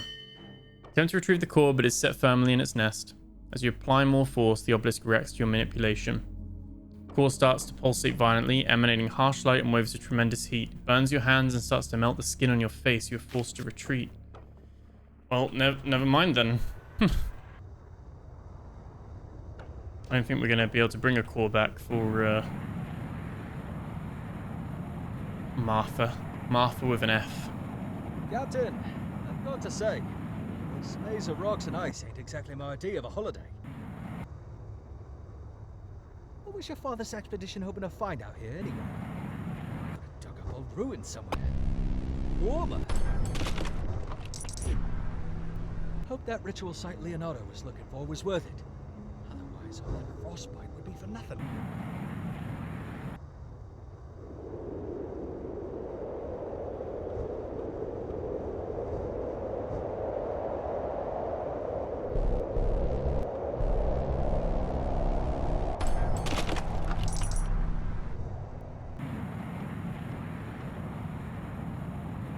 Okay, we're just gonna follow the lights.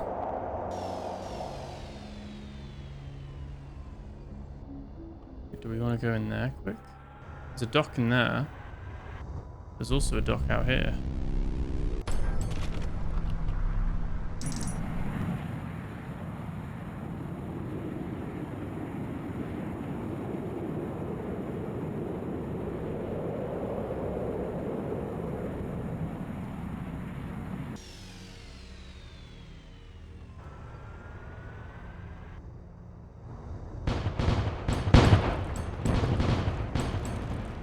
Here we go. We can do both. Research outpost. Not anymore though. Pass by what seems to be the remains of a research outpost. The cave's roof has collapsed, burying the buildings underneath. Let's dig. We've got a better chance of that. Although we've been... Oh, we got one again. So we've been rather unlucky with some of these rolls. Take a shovel and order the crew to help. Soon enough, the entrance to one of the buildings is free. Seems to be some sort of storage. It's packed with research equipment, but the shelves are surprisingly empty when it comes to supplies. The expedition was in dire condition by the time they left. Nothing was left in stock. Okay.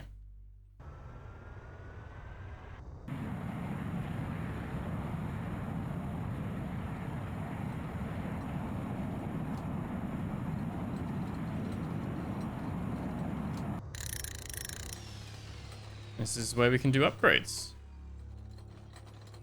We don't really have enough to do any meaningful ones. We could upgrade our shields a little bit.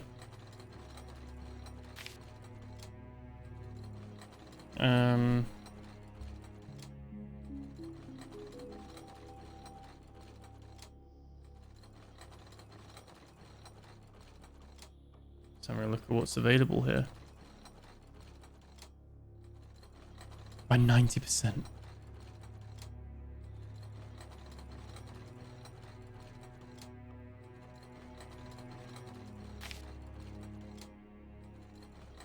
Probably best off saving for a higher tier one to do more damage. I guess we're going out this way.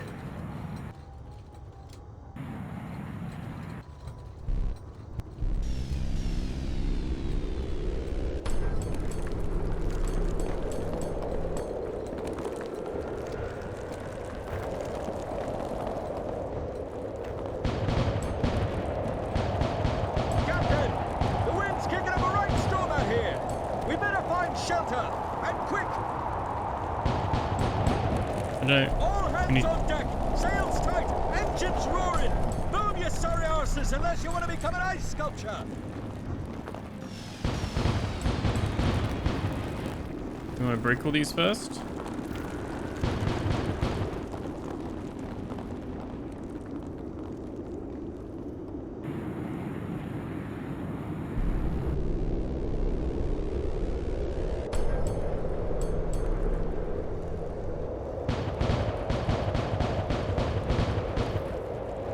Can't break that one.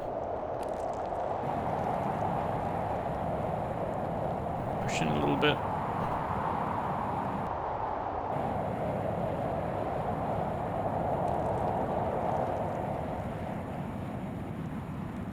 Okay, there we go. Quite a big area, this one. Got a checkpoint as well, it's saved. That's good. Would you look at that? That's the biggest looking glass I've ever seen. Okay. I can spot my house from here, eh? That's a observatory.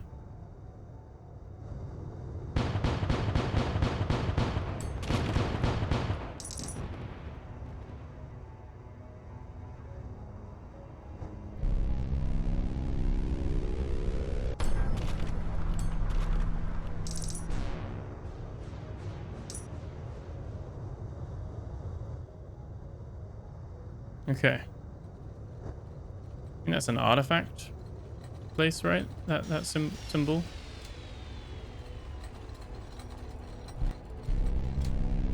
Could be able to get these free. Nice.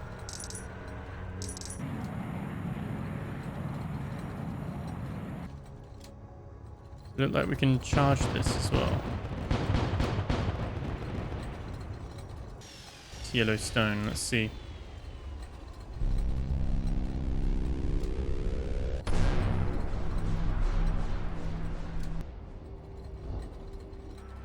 It's like turned on a bit, isn't it? From the looks of it.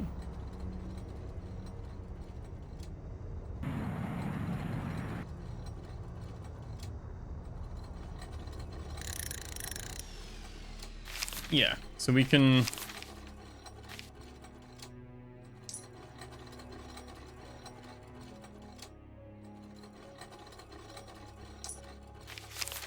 so we just sell these.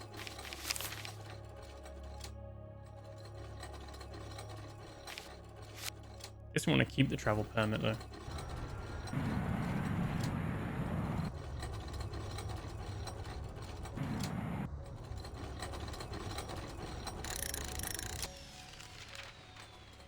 Telescope.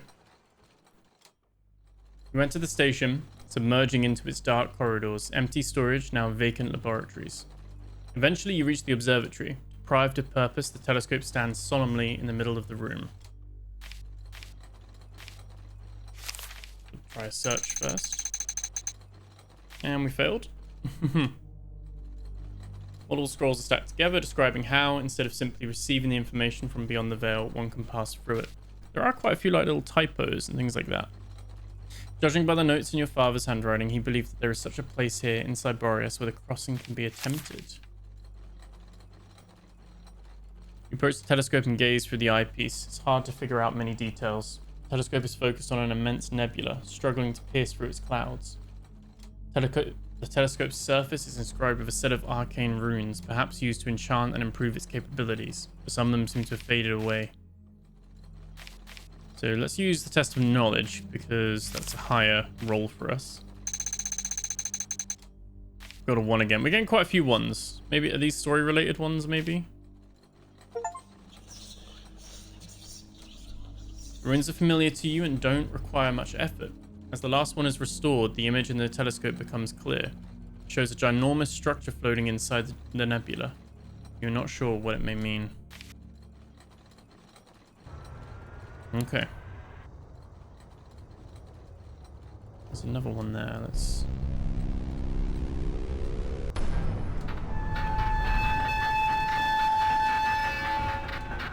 So we've turned these 3 on.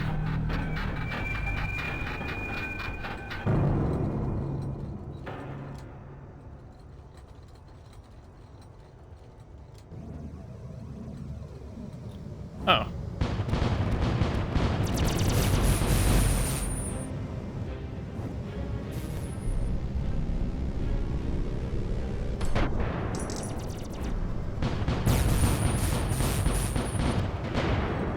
Didn't know I'd started a boss fight.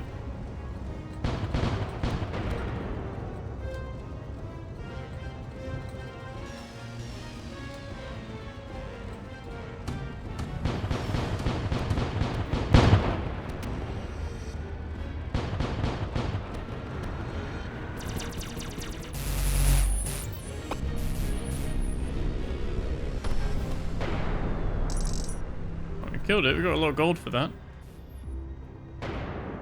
We can actually stop there.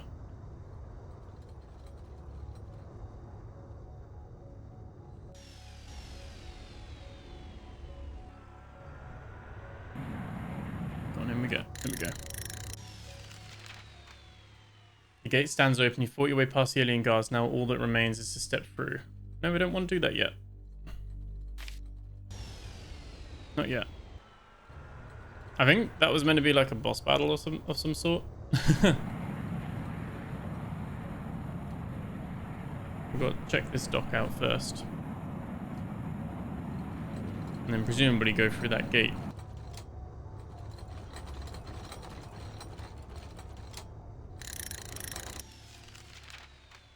Door machinery. Complex machinery rests in front of you. There's a set of levers, counterweights, and several pipes all connect to the giant door in the ground and several soda crystals scattered around. Oh, we've already like figured this out, haven't we?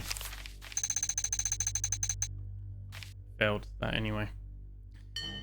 Examine the machinery, but it's too complex. Sheer number of components, gears, cogs, tubes, and symbols overwhelm. Anything you can figure out is that the expedition used this machine and remaining energy to activate the soda crystals, which in turn operate the door.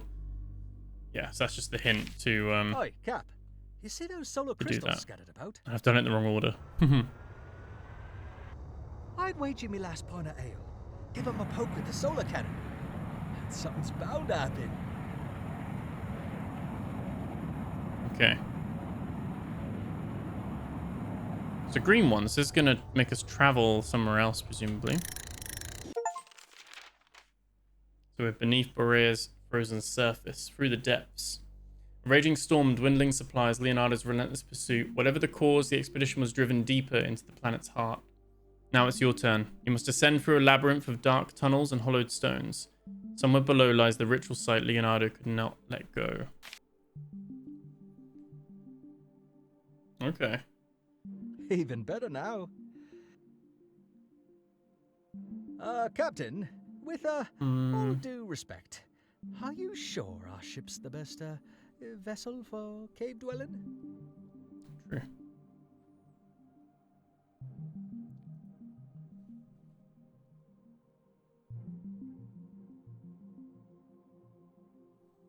We can see a little purple shimmer there. Let's go check that one out. What I'm mainly looking for with these, looking for the little purple shimmers that we can interact with.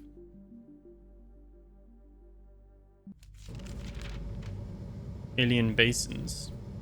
As you cruise through the cave network, you encounter a larger opening. Multiple remains of alien architecture populate the area. You wonder what the place can be. Oh, enemies.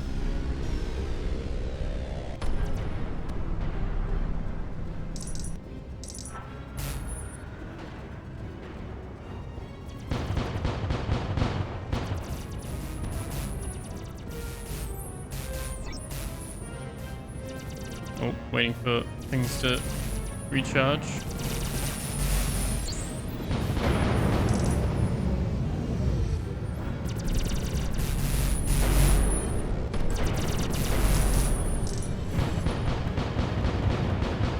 No, no, we can't just get in front of it. There we go. Oh, took a little bit of a battering there.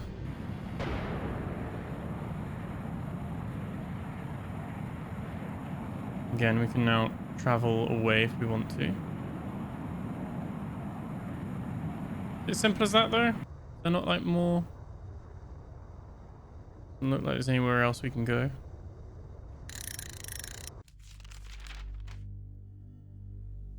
As you explore the cave network, something catches your eye. Massive stone basins are interwoven with roots and erected on the cave floor. The natural moist condenses on the roots and drips into the basins, producing intoxicating fumes.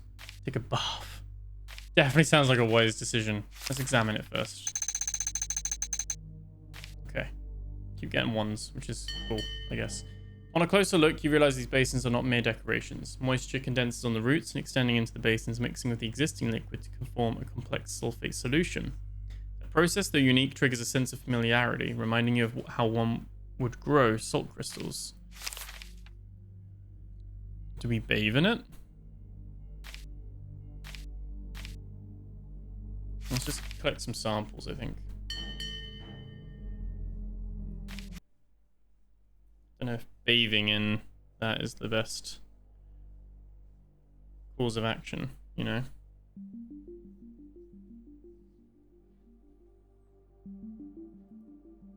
Oh, there is one there.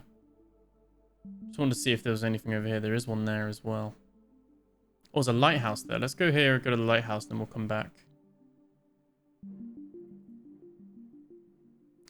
The lighthouse must be like a time and space thing. Like it's always there when we need it, and she always knows that we're here. Go into the lighthouse, safe haven, and we can rest. Well, this one has been abandoned. We get surprise visitor. You go to the dorm and close your eyes, but struggle to fall asleep. After some time, a distinct noise starts to be heard from outside, a loud shrieking sound. As you leave the room to investigate, you're startled to find an unexpected guest standing next to one of the windows. What a magnificent creature they were. He points towards one of the windows. Outside, the place has changed. Glorious temples can be seen around the lighthouse, and giant silhouettes fly between them. Glimpse of the past, how it used to be in the days foregone, and look, the old ones themselves, what a sight to behold. A large silhouette can be seen steadily approaching the lighthouse. Creatures of tremendous willpower, but they are all gone now. They went to a better place where they could exist in peace, undisturbed by this world. Which, by the way, was the reason your father came here. Leonardo was looking for a way through, and here the veil is particularly thin. Almost as thin as inside the nebula you might have witnessed. There is no need for concern. It shall not affect you while you stay inside the lighthouse. Speaking of lighthouses, there is something I've wanted to ask of you, my dear friend. It is of a delicate matter. See, last time with the Keeper, we didn't part on the best terms. That's one reason why I can't be here unless she is away. Inquire. Just a misunderstanding, nothing more. I was worried and asked her to abandon the lighthouse and leave with me, but she took it as a personal offense. My request is not a complicated one, Captain. All I want you to do is give her a gift on my behalf the next time you see her. He puts his hand into the pocket and reveals a small jewelry box of peculiar design. Okay. We can do that. You will be expecting the gift, most likely. It is hard to surprise someone who can read the future. But I better try rather than not. And now, it is time for you to wake up. He claps his hands with a loud sound, making you blink. And as your eyes open, you see the ceiling of the guest dorm room and a nicely packed bag of supplies. Seems like the man in yellow upholds the tradition. What I really do like about this is they've done a really good job of like the world building and like the sense of mystery with this as well. Pretty curious about it all.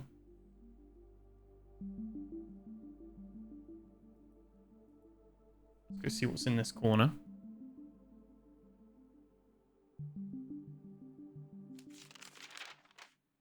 Hatchery. As the tunnels merge into cave opening, you see more alien remnants. Rows of shelves cover the walls. each hosting numerous round objects like giant stone eggs. They stand encrusted into the environment. Want to break an egg or retrieve an egg? Let's see what's inside one.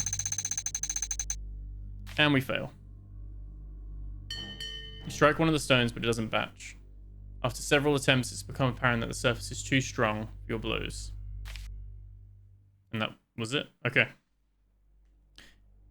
I'm curious what happens when you like roll positively on these kind of things. I think this is a game that to get all the achievements anyway and to see all the different bits, you're going to have to do multiple playthroughs.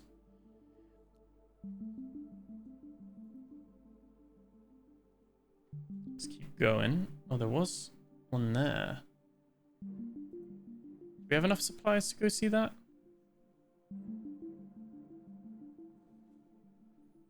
I think we do.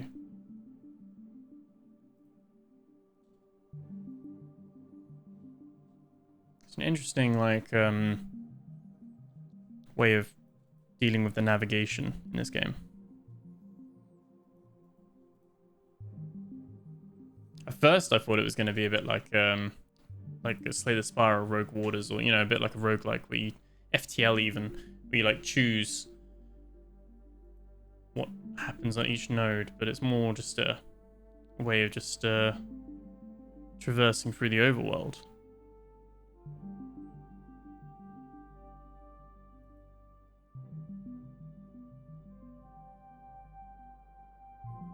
See what this is all about. See if it's worth it.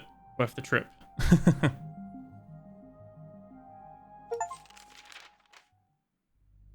Crushed boat. You steer your ship into a narrow passage but arrive at a dead end. Someone else had the misfortune to choose this path as well. A small crashed boat is lying ashore with substantial damage. It is unlikely that anyone could have survived the incident. Trying to do a salvage. We're taking a beating with these things because every time you lose, you lose stuff normally as well. We didn't this time though. Okay. You spend time salvaging the boat, but it's more complicated than expected. Your actions are rushed and strikes uneven. Collect some materials and supplies, but it could have been more. Okay. Well, we got our supplies for going and checking it out at least.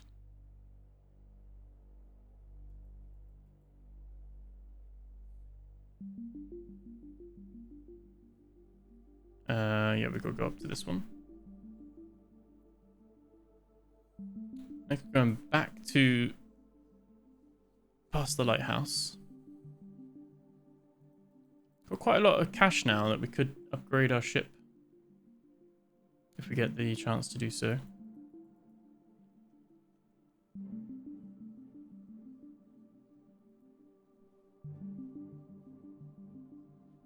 I think we just pretty much spent those 10 supplies, didn't we? Just coming back. If we checked it out first on the way, might have been alright.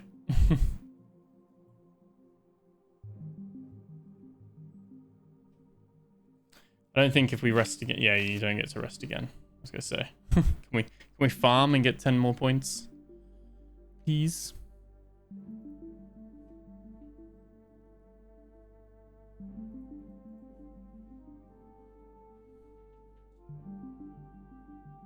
There's some big, like, temple thing. Onwards. It's the underground temple. Days of crawling through the twisted veins of Boreas have led you here. An ancient complex, crumbling temples, forgotten ritual sites, buried deep beneath the ice and stone. This is where your father's expedition met its end, but perhaps it's not too late to save him. Okay, so we are...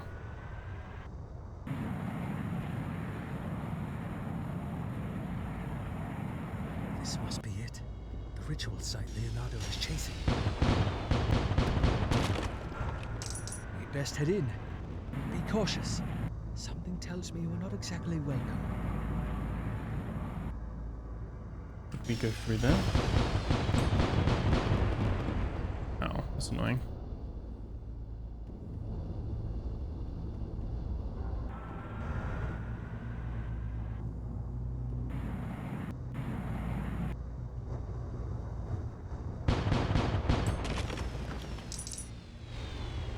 No. Pick that.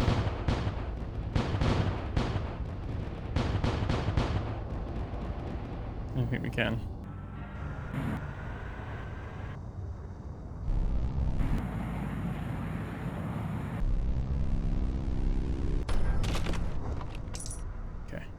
couple more supplies at least.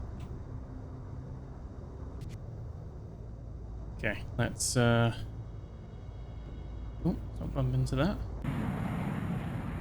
Go check out what's here.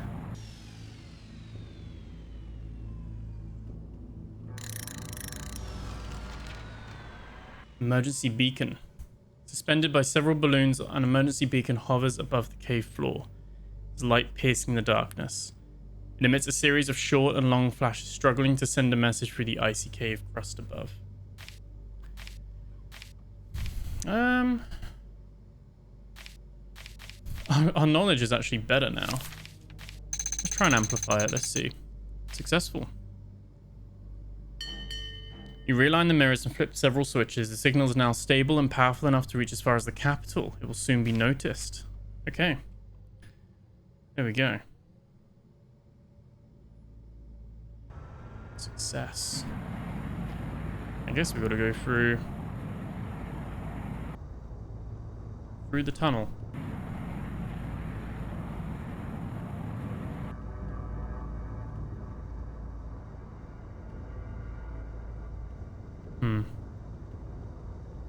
Just about fit, thankfully.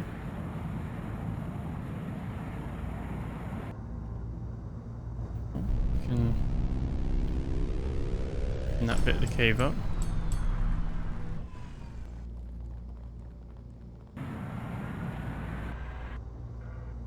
Some like collapsed temple.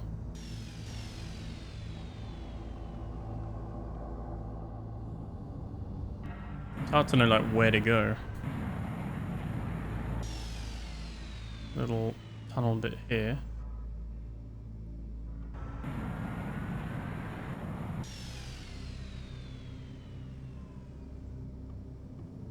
Okay. There are two enemies there. Check out the cave first that we just opened the wall at. Two of those bigger, like, shielded ones. They didn't seem to cause too much of a problem before.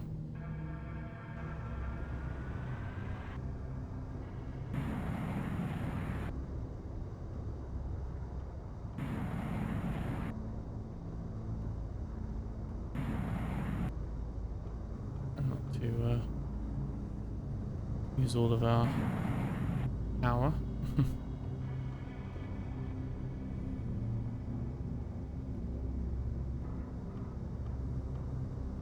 Oh, there is something we can... Oh, there's another obelisk. Another one.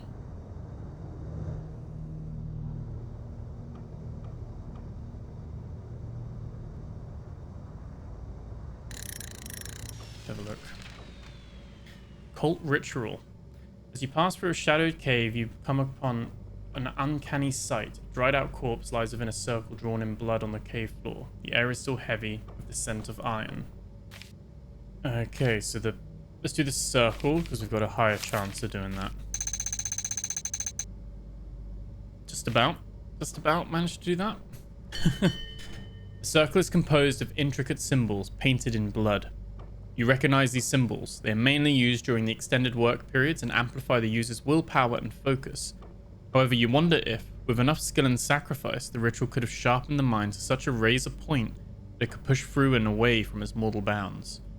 Perhaps the consciousness of the person inside the circle had fled away far before the body died of blood loss. Okay, well, they like transferred their consciousness. Before you leave, you notice one more thing. The corpse seems to be clutching a book, bound in old leather, titled Cornelius Ravenscroft, Rituals of the Damned. This book feels important. You may either return it to Vidica at the Academy or keep it to yourself. Okay. That's good to know. She did want us to find her brother. Let's head through this little bit.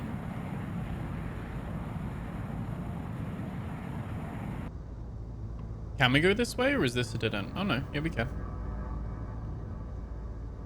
Oh, we're cutting it close there. Okay, okay. Kind of getting a little bit stuck there on the terrain.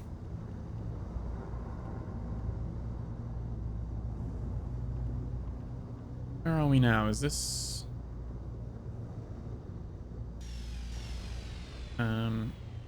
Oh.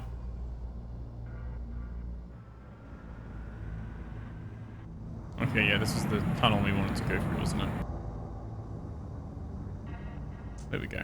Okay, back on track. I didn't know you could go through that way. Originally. Okay, we got 1 and 2. It has saved. We have a checkpoint. Also means probably got a few of these to fight.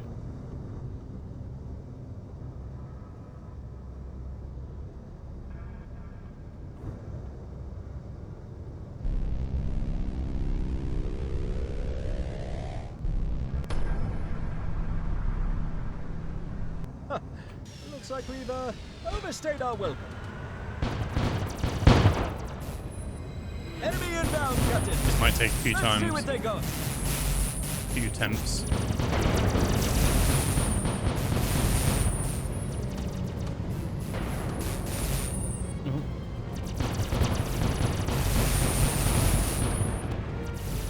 Oh, are we? Oh no, we're not in a corner. Okay, that's good. I'm gonna go back to my trusty hide behind a pillar trick.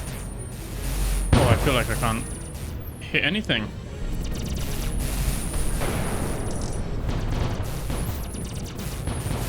Oh, he went into the wall. Oh, we are not doing good. Yeah, we're gonna have to restart this.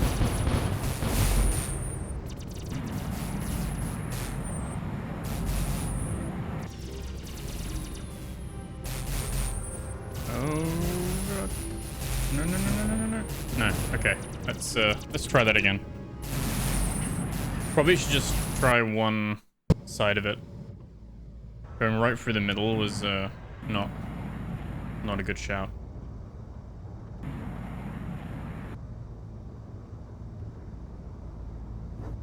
I think I wasted my first shot as well.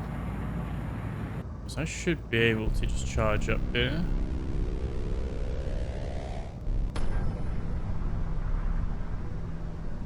Oh, okay, they're immune. That's a bit unfair.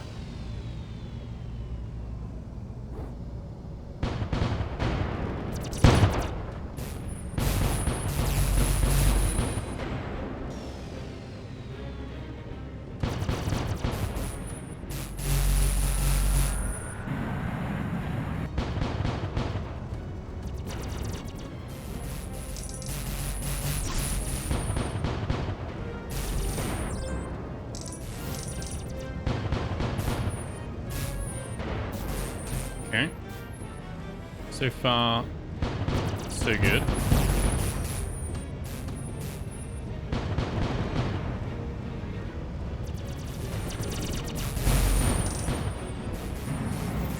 Huh. Looks like we've overstayed our welcome. Enemy inbound, Captain. Let's see what they got.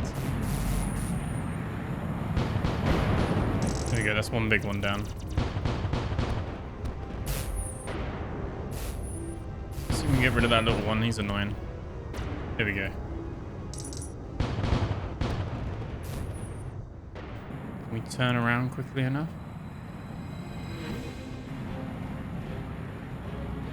I think we're just...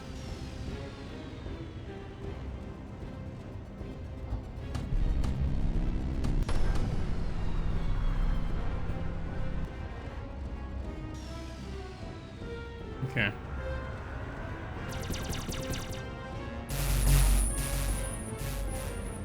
Oh, the recharge rate on this is so slow.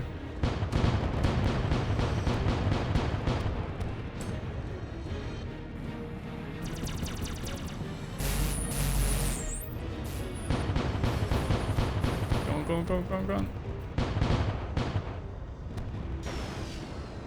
There we go. Okay, we got some more gold. Oh, okay. I'm guessing it's going to be these little gold things again.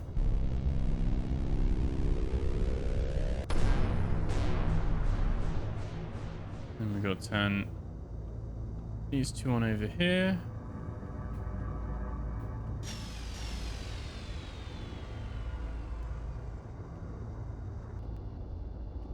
Wait for the recharge.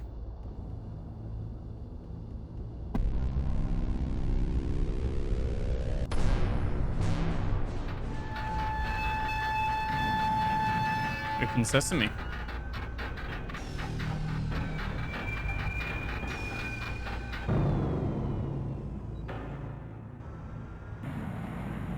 Took a little bit of damage there. Was that like 1/5, 1/4 by health bar?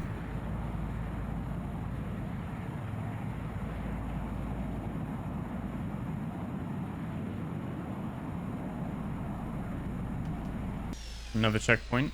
Captain, you feel that? The air's thick, heavy. We're getting close.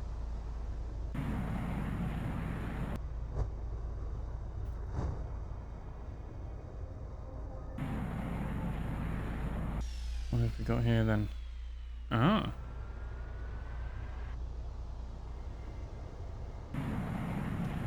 A little orb.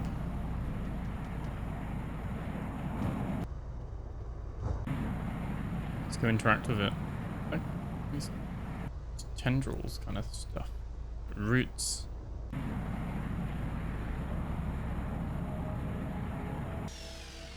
No sign of our father though.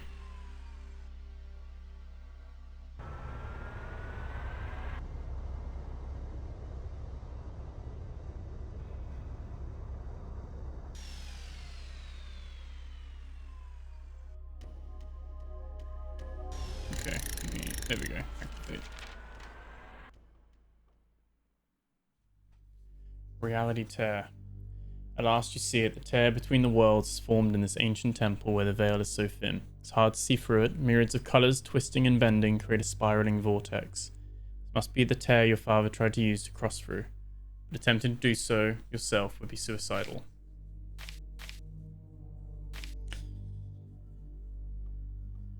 I feel like we could try and shout inside. You approach the tear and shout inside. There is no response. You step closer for another try, though, and suddenly a hand emerges from the tear and grabs you by your coat. As you step back, struggling to keep your balance, a silhouette of a man emerges from the tear and steps down onto the deck.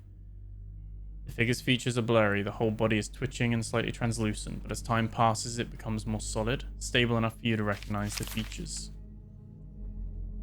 There we go. It's our father. The figure's eyes are focused on you. A flash of happiness glimpses in them, but is quickly replaced by a concerned look. You shouldn't be here, child. This is no place for you. Confidence. Who told you I needed rescuing? You've no idea how thin the veil is here. Every breath you take, every thought, it tugs at you, warps you. There's a pause, then the tension eases, his voice softens. Still, I suppose I was in trouble, so yes, I'm glad you came. Talking about the man in yellow. Ah, Zalthar, a chaotic creature of obscure intentions. You shouldn't have trusted him. I made that mistake myself. Oh, his gaze shifts to the tear. I came to this cursed rock chasing a theory. I thought I'd calculated it, charted a precise intersection of will and breach. When I stepped through the tear, I drowned. It's on the other side. It's difficult to explain. I doubt even I truly understand it. When I crossed through, I was overwhelmed. Directions lost meaning. Every path became possible. I couldn't find the way back, only down. I fell between layers of reality, not like falling through the air, more like sinking through meaning. And I never reached the bottom. I don't know how long I was gone. Time? What does that mean when you're lost in concept? But then I felt you. A familiar presence, solid. Yours, it let me claw my way back. But not fully. I'm still fractured. Parts of me are scattered down there. Let's inquire. There's a place. A great pyramid is hidden within a nebula. It holds another tear between realities. A stronger, wider tear, where with enough luck you may have a chance to help me restore my missing pieces. But we must first find Cornelius, my former student. Before I crossed, I saw him preparing one of his rituals. The man is arrogant, but not foolish. He's alive, and he will know how to reveal a path to the pyramid. Now we must get out. You've already dwelled here for long enough. The veil is thin here. Almost as thin as within the nebula. And I am worried how it might have affected you. Okay. How we will reach the surface and head back to the city. Wherever Cornelius went, he must have first made a stop there.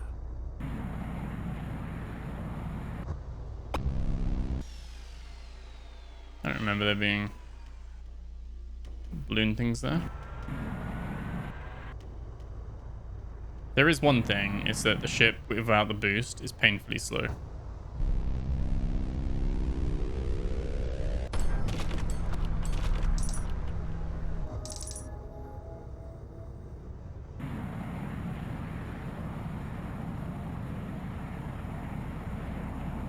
There should be like speed boost options. Okay, this will help us head back. Reunion. You found him, your father, lost between realms, now free at last. But the journey has left him shattered, his mind fractured, his soul incomplete. Restoration must come later. First, another pursuit. Cornelius, scholar, occultist, and rival. He holds the key to your father's soul and a plan of his own. Okay, so we now just head back, presumably.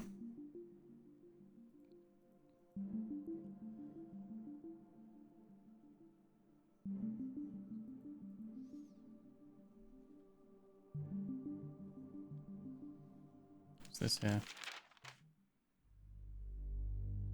As you sail through between the asteroids, your path is suddenly blocked. Multiple ships stand in line, creating an impenetrable blockade.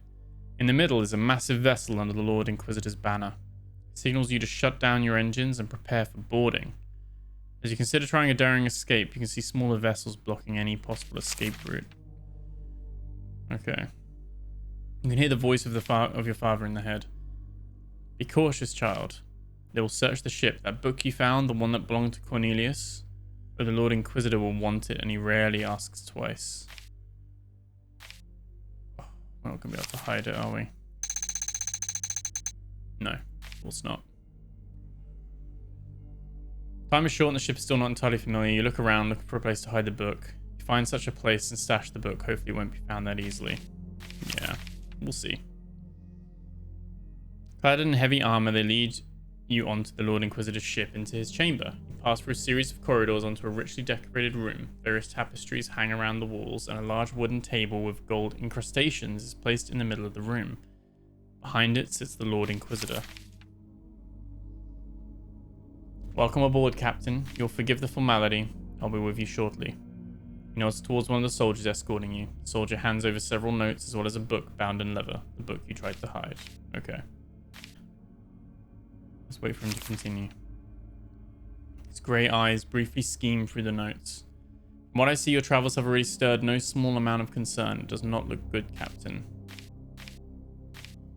Remain silent.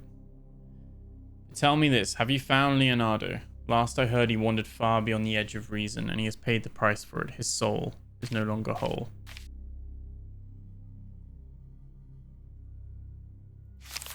Or lie.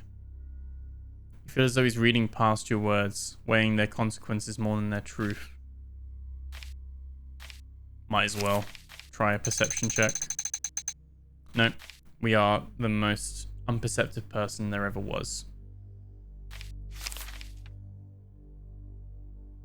There was another member of Salvatore's expedition, Cornelius Ravenscroft, the man who penned this charming volume. I suspect you're already looking for him, as am I. He is dangerous, Captain, a man unburdened by restraint and deaf to the call of duty. His ambition exceeds his sense, that makes him unstable. I will have a mission for you, Captain. When you find Ravenscroft, and you will, I expect you to ensure he does not succeed in anything. Preferably, he does not remain alive long enough to try. In return, I promise to provide you aid which you will need if you hope to see your father's soul restored. Now you are free to return to your ship. Safe travels, and do not disappoint me, Captain. Otherwise, our next conversation will be less amicable. He waves you away and diverts his attention to the book. Okay, so we lost the book there, though, so we don't get to keep hold of that. Unfortunately. Better than I expected. You handled yourself well, child. The Lord Inquisitor's request may sound harsh, but I understand why he wants Cornelius dead. And it's a shame, truly. Cornelius was a brilliant student, more dedicated, more passionate than anyone I had ever encountered. But ambition, his greatest strength, has become his flaw. That book of his, I dread to imagine the cost of what he's written in it. And Yet it's that very knowledge that makes him vital. I knew we could have hidden the Must book. find him. There's a place hidden deep within the nebula, invisible to ordinary minds. A monument left behind by the old ones. If there is a way to pass through the veil, to truly cross it, that place is our best chance. Okay. And Cornelius may know how to reveal a path towards it.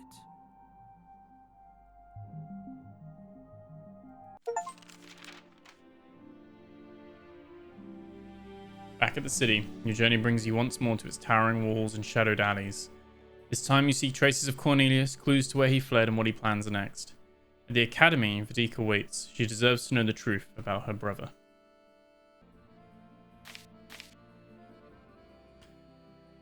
Okay, let's go shipyard first.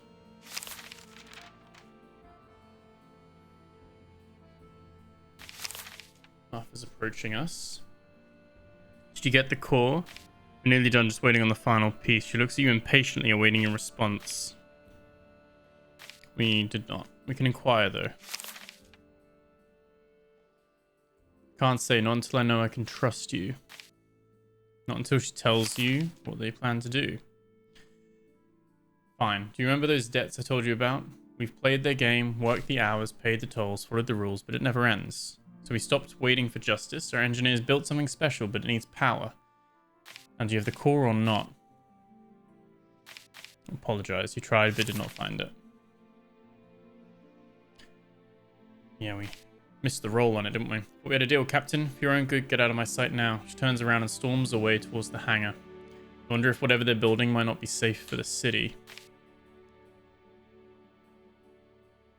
Might be petty. Let's report.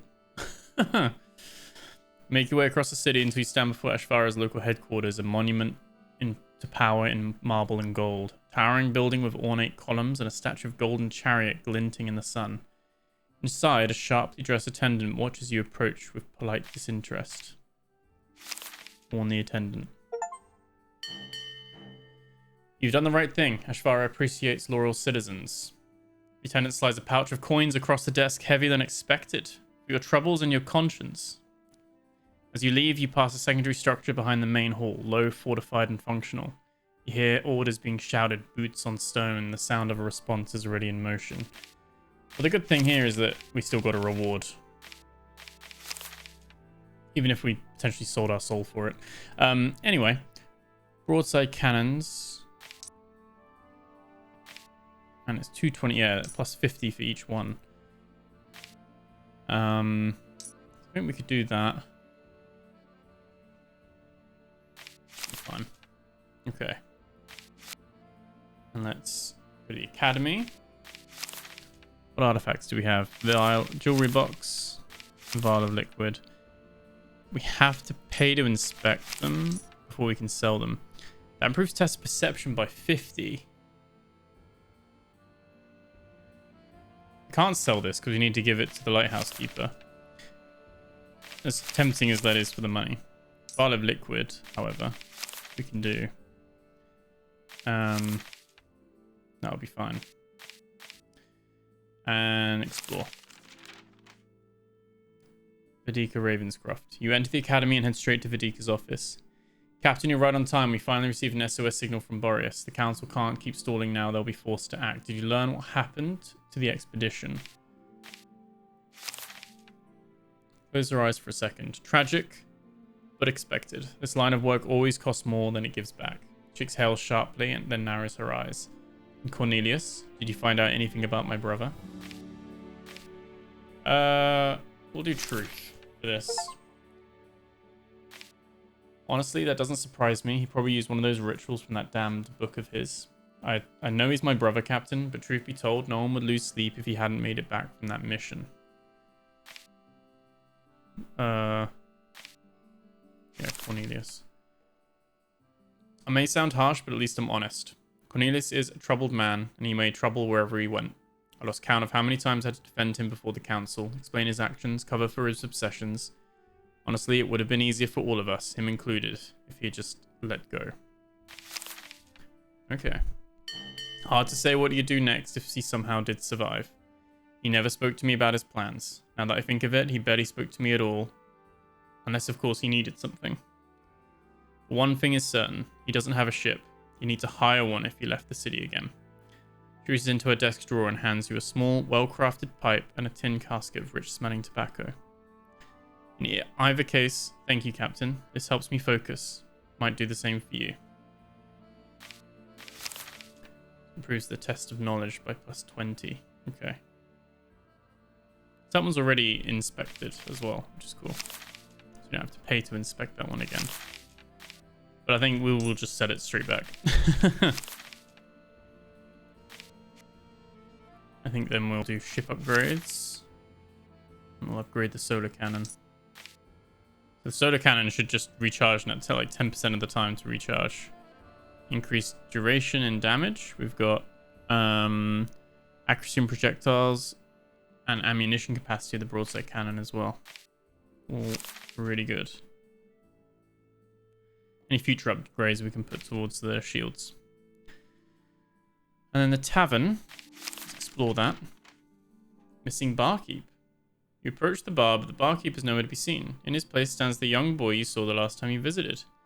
Hey, Cap, what can I get you? Where's the barkeep? Yeah, I can handle it. Not my first night managing the place. Uncle Riggs was getting worse, so he and Salt had to leave. They left a few days ago with this weird guy. Gives me the creeps. Strange man. I don't really know. I just overheard that there is a huge desert where they need to go. The guy said he knew how to help Uncle Riggs, but to do so they need to travel to some desert planet. You can hear your father's voice. There is only one such planet in the sector. We must follow them there. I have a feeling Cornelius did not decide to help out of the kindness of his heart. Oh, that was Cornelius going to see them. Okay. Let's take a rest. Yeah. Here we go. Cool, so we've got a destination to go to. We have to explore the docks. Anything to do here? Wander aimlessly through the port, observing your surroundings. Many ships can be seen docked at the pier, some loaded with goods destined for Earth, and some loaded with equipment and scholars for another deep space research expedition. What's more, you can see a group of Imperial ships being inspected before departure, and a familiar figure. Ah, there's Lucia de la Torre. I was not expecting to meet you again so soon. Did you find what you were looking for in the city? Tell her the truth. Never know. I see. My inquiries regarding the attack on the St. Isidore Castle didn't go that well either. Lord Inquisitor, in his wisdom, judged it would be better for me to occupy a more hands-on position, which honestly was the right call. Never much enjoyed sitting behind a desk anyways. So now, I'm the junior investigator. She points towards the vessel behind her. There's been a disturbance in the space sector. Merchants have been reporting on some strange howling they heard near the site of a former battle. I'll be conducting the investigation. Wish her luck. She straightens up a bit. Thank you, Captain. Good luck to you too. Here, take this. She hands you over a small trinket depicting the sun.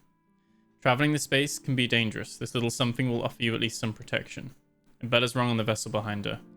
I'll be going, Captain. See you next time. We've got a sun pendant there, which we can research quickly before we leave. Test resolve, and we'll set it.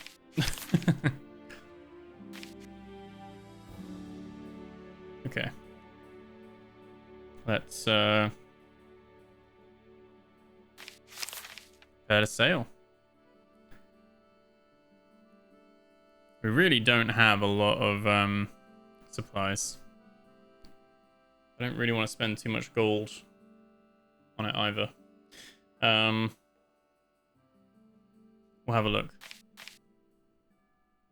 Is that 5 for 1? Oh, wow. Yeah, no.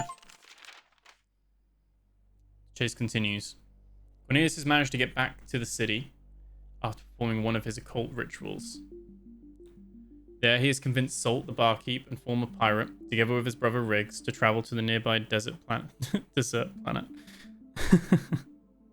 Promising to be able to cure Riggs of his injuries. You must follow and find Cornelius and convince him to share the path to the pyramid. Okay. Back through. That planet we're heading to, I believe I know why Cornelius went there. No. There's a site, one we studied long ago. Not unlike the ritual ground you saw, but different in function. The tears usually act as two-way gates, but are also very scarce. We don't have the supplies for this. However, certain environments allow for a one-sided communication. I suspect Cornelius sought something from beyond. Something that could help him pass through the nebula. Okay. There's still one thing I don't understand. Let me finish Why speaking. would he need the barkeep and his brother?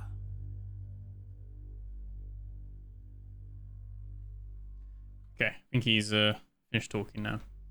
Something's wrong. A tremor runs through your hands. The deck of the ship feels more unstable than usual. Each sound echoes too sharply, and each shadow flickers too long.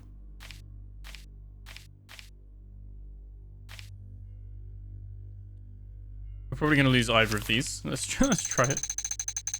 Oh, no, all good. Rolled a one. Critical success.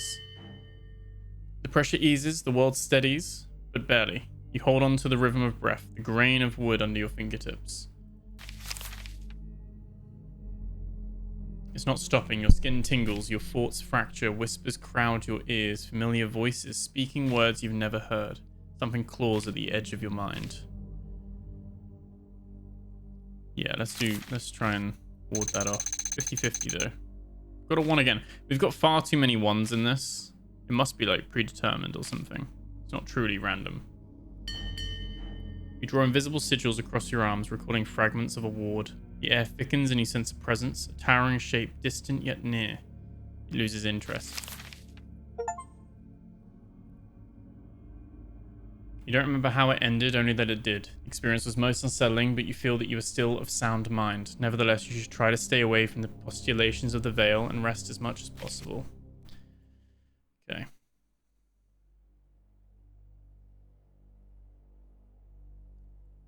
Trying to see if we can find a lighthouse at all anywhere.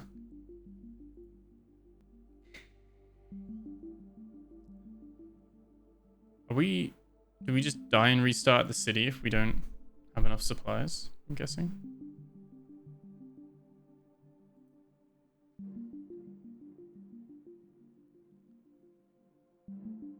That would be the way we'd travel to. I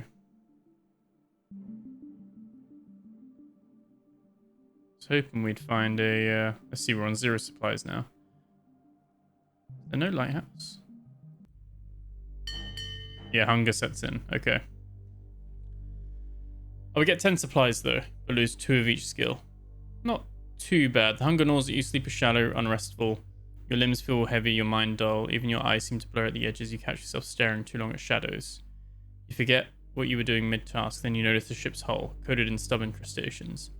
Bored long enough, perhaps they could serve as sustenance. You scrape them off with shaking hands. Okay. There's the lighthouse. I was like... knew there would be one here.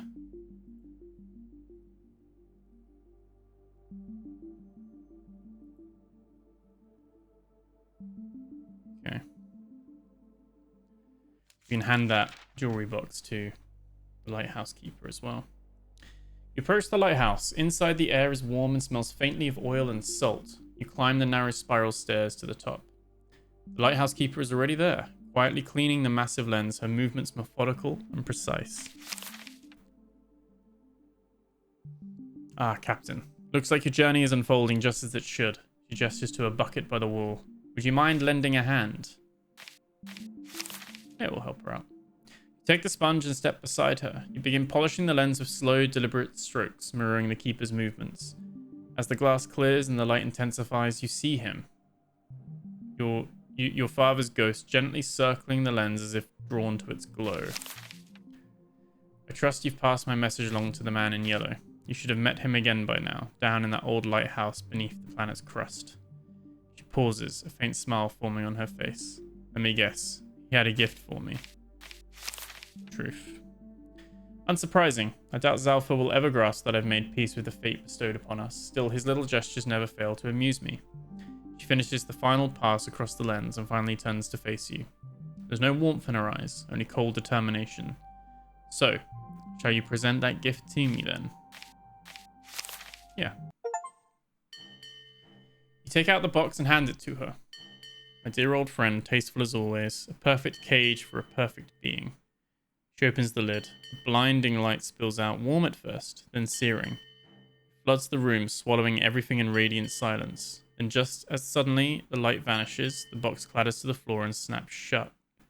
The lighthouse keeper is gone. Or she get, like, absorbed into it?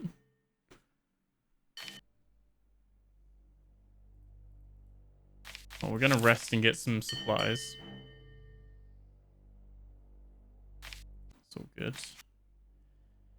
Oh. Oh, we don't get any supplies because she's not there. That's not good.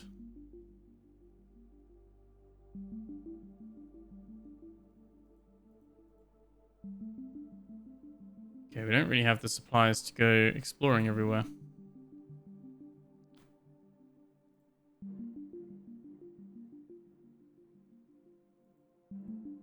There we go. One supply left. Onwards. Buried in the desert.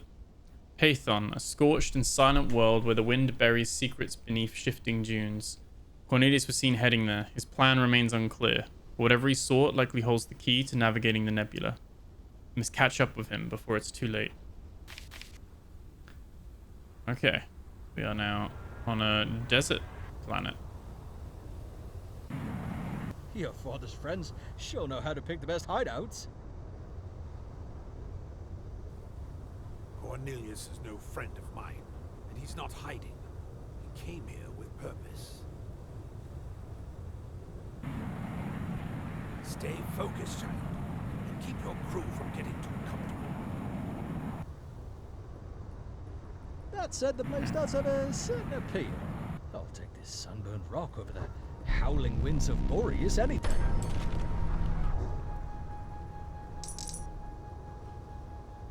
Oh, wow. You see how quickly that recharged? The soda thing's already back.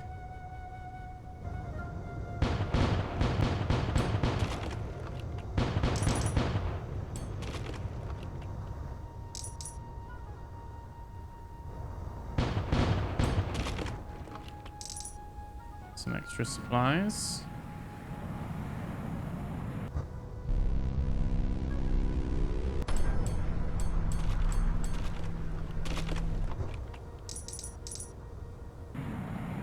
Supplies and gold.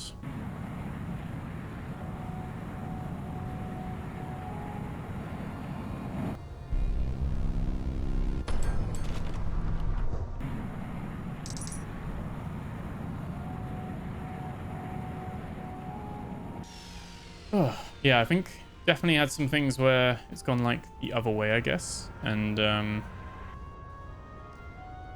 probably have to replay it from the beginning to see like the other outcomes if you roll.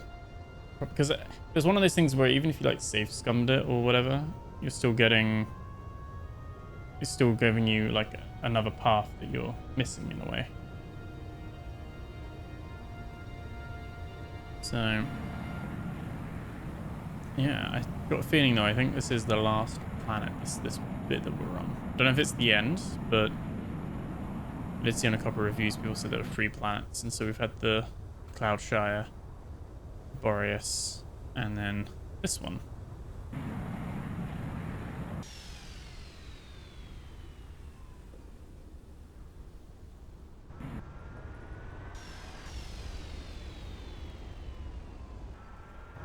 Okay, we can park up there. When we overdo it like that, you lose the ability to use the thrusters at all. Kind of just, or even steer really, you just kind of just glide. Forgotten prison. You approach an old, fortified building. It must have been used as a prison at one time, but looks to have been abandoned for quite a while. Inside, a maze of corridors, dimly lit by the faint light of your torch. You navigate through the layout, eventually reaching the deepest, darkest corner of the prison. You hear a voice from inside as you approach one of the cells. Oh, he's there. You there, Captain. Release me this instant. This voice belongs to a man dressed in blue robes, his hands bound by a set of shackles. I'm Cornelius Ravenscroft, Arch Scholar and Grand Wizard of the Academy, and I demand to be treated as such. Release me this instant, and I may overlook your incompetence. He straightens up despite the chains. He stands still, eyes fixed on you, waiting. Let's inquire. Where's Sultan, his brother, gone? Because I can see Leonardo's ghost clinging to you. You must be his offspring, since you managed to serve as a beacon for his scattered soul. He tilts his head, a glint of amusement in his eyes. And I imagine Leonardo would very much like me to show you the path to the pyramid, the only place where he can become whole again. I know how to reveal the path, or rather who can. That pirate, one of the brothers, pulled him back after he died of his wounds. Oh. His soul is in an in-between state now, and that is the only state a creature can be in to reveal the path through to the nebula. Also, he knew his brother was gonna die. Which is why I brought him here, to get a soul in the between state.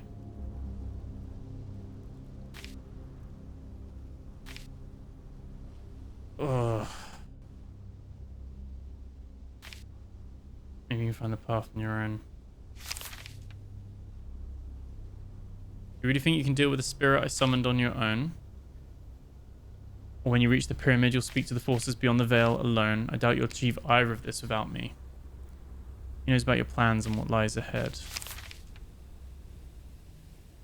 Of course I do. What do you think I am?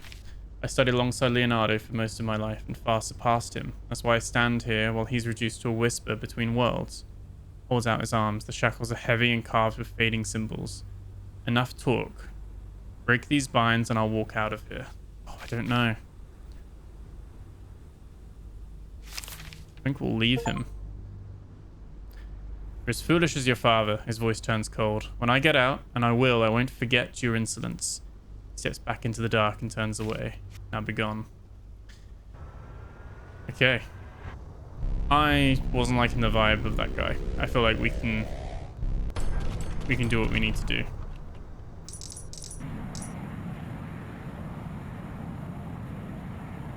Close now. There should be a cave entrance nearby, just past an abandoned fort. The structure belonged to the Empire, back when they waged war against the old kingdoms. It was once part of a prison network. After the war ended, the place lost its strategic importance. They left it be.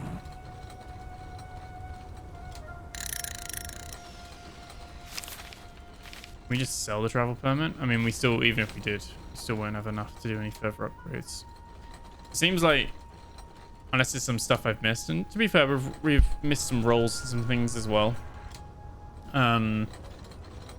We didn't get enough gold to like upgrade everything at the moment anyway.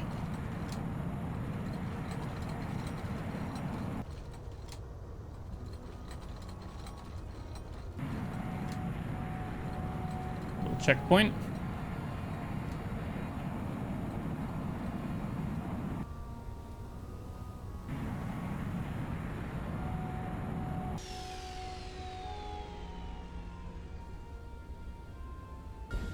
Palm trees. Oh. Here's the fort.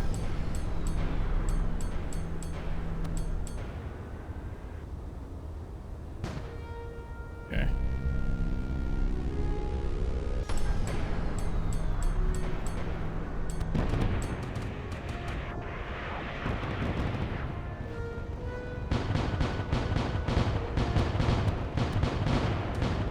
It's much more accurate.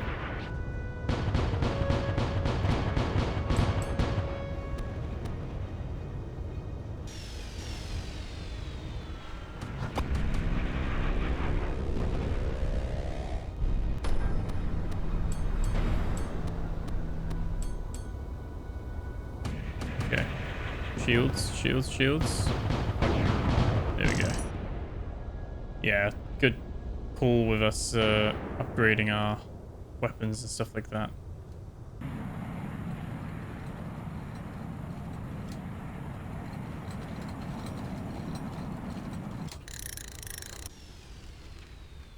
Remains of a fort. Approach the fortification and disembark. Inside a dimly lit room, you find the barkeep from the city lying on a makeshift table, blood soaking through hastily wrapped bandages. Two people work silently, doing their best to stop the bleeding. What happened to Sol? What's wrong with him? Captain, good to see a familiar face and what might be my final moments. What brings you here? What's he doing here? Came with my brother, thought I could save him. That treacherous scholar swore he could help him. He performed some grand ritual on an unprecedented scale, said it could cure Riggs. Poor Riggs, he didn't deserve this, at least before he had a chance to die with some grace. Where is Riggs now? Riggs's wounds weren't healing. Day by day he was slipping further, and then Cornelius showed up, claimed he had a solution, said the answer lay in this place among these ruins. He coughs, wincing. There's a pit nearby, a hole in the ground that hums with something wrong. Cornelius was talking about some veil and how thin it is here. Said he could reach through and pull my brother back. As it turns out, he did summon the spirit, my brother's, after letting him die. Now Riggs is trapped inside what's left of his body, twisted, unnatural. He's no longer the man I knew. I couldn't bring myself to end it, didn't have the strength, so we sealed him inside the ruins and we stayed to make sure no one else got in. Is he going to be okay? Tot lifts his hand, revealing a deep wound across his stomach. Yeah, somehow I doubt that, but hey, who knows? He grits his teeth as another wave of pain hits, but he forces a faint smile. Don't worry, Captain. I'm at peace with it. Go into those ruins, do the right thing. My men will take care of me. I hope Salt pulls through. The wound looks bad, it does. But maybe there's still a chance. Who knows? Maybe he'll end up with a little belly. Could go well with that old hook of his. He should have stayed behind in the city. Most pirates don't get to retire. With his brother in danger, yeah, I'll probably do the same. We should focus on opening that door. I am sure the barkeep will be careful. That door is similar to the one you've seen before. There must be solar crystals nearby for you to charge with the solar cannon. Yeah, there's quite a few of these.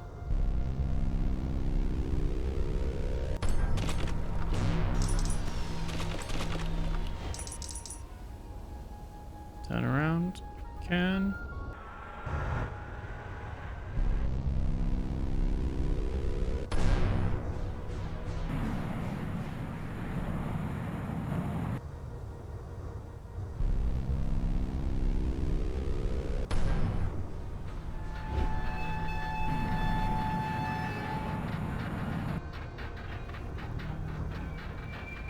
Door is open.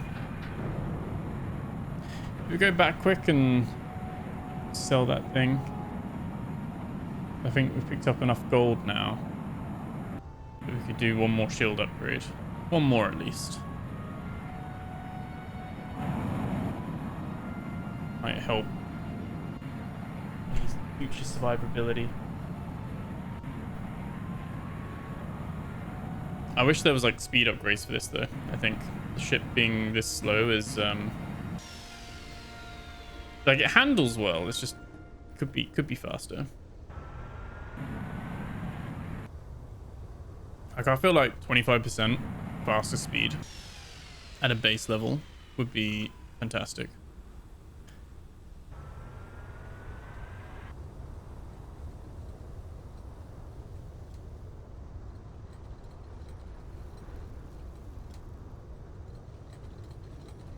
I guess as we're nearing the end and conclusion of this. I've enjoyed this so far. I think for like £8.50 for a few hours and some cool like ideas and stuff like that. It's very cool, like initial concept. But be interested to see what they go on to do next.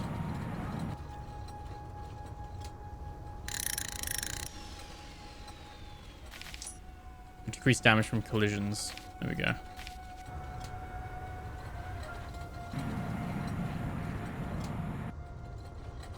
Haven't really collided that much with stuff, have we? Pretty much done alright with that.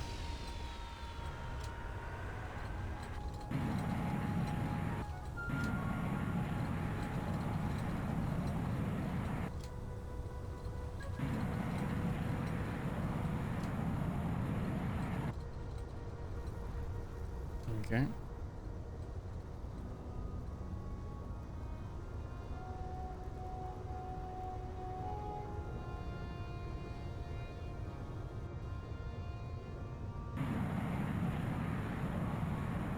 The gates opens. Let's speed through there and see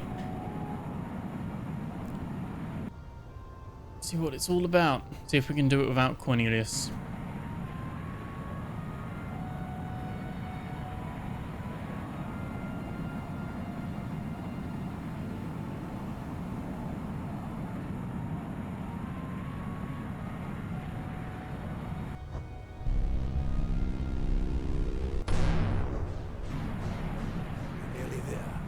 Spirit Cornelius summoned won't yield without a fight.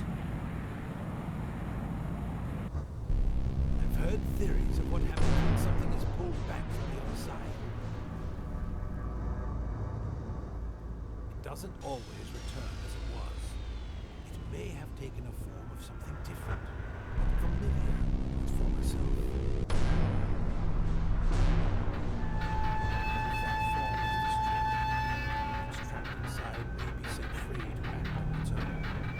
Okay. See if we can take out the boss, I'm guessing. Riggs is going to be the boss.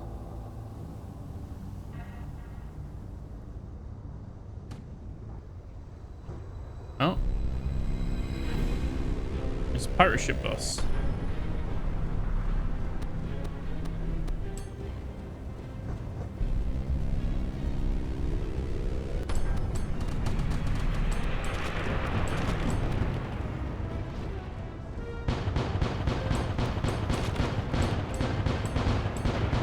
Way more ammo now.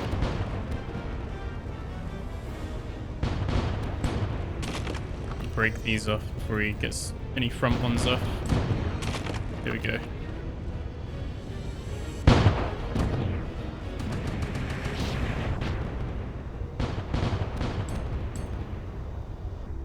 Alright, can we get a front one? Here we go.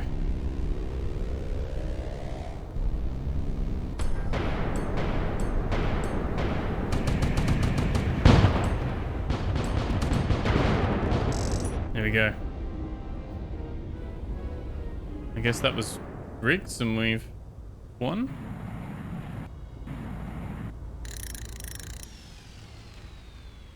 Spirit of Captain Riggs. Ship crashes into the depths below, vanishing into the abyss. As the echoes fade, a voice recognizable yet distant resonates through the cavern.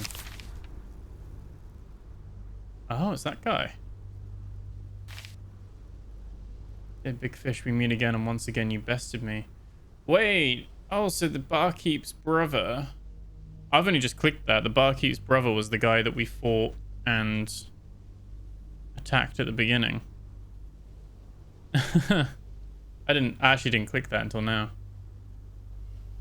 Another voice rises, layered and strange. How I love for just one more fight, and then another, and another, until you drop twitching on your pretty little deck.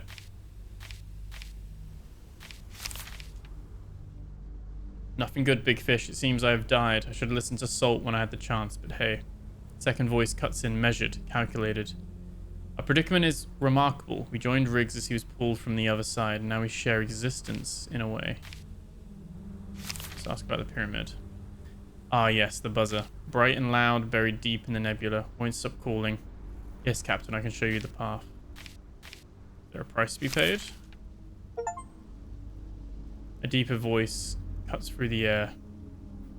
Deeper, darker voice. Price? There is always a price, but not one you must pay. We will mark the path, light the beacons, you will walk it from here to your destiny or your demise, and when it's done, we will roam free through space and seek others. A sudden gust tears through the cave. The walls tremble, your ship creaks, rocked by the force as the wind rushes towards the entrance. Okay.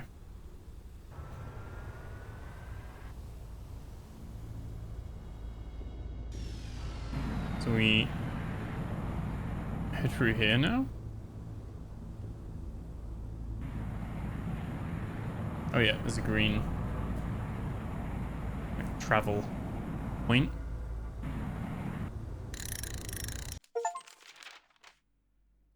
Through the nebula. You leave the planet with a heavy heart. Riggs' spirit, twisted and fused with countless others, has fulfilled its final purpose. Beacons are lit, guiding the way forward. What becomes of him now is lost to the unknown. Your path leads into the heart of the nebula where the pyramid awaits, a colossal structure built to contain the reality tear. That tear is your only hope of restoring your father's soul. We've only got 6 supplies. Although I guess losing a couple of things isn't the end of the world. Yeah, we've got some beacons lighting our way. Beacons, lighting the way forward. Come, child. Follow the path.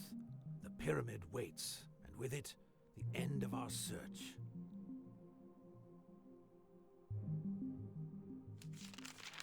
Will the lighthouse keeper be here? You approach the lighthouse, the light is faint, barely flickering behind the cracked lens. Near the door, something shifts, a dark, pulsing mass slumped across against the wall. As you draw closer, it stirs and then turns. A familiar voice follows. Balthur? Oh, what is he? Captain, so you did decide to help me out. The voice is cheerful, almost playful, but it echoes strangely warped and stretched. Thought I'd stop by to thank you. He tricked us, didn't he? We shouldn't have given the box to the lighthouse keeper.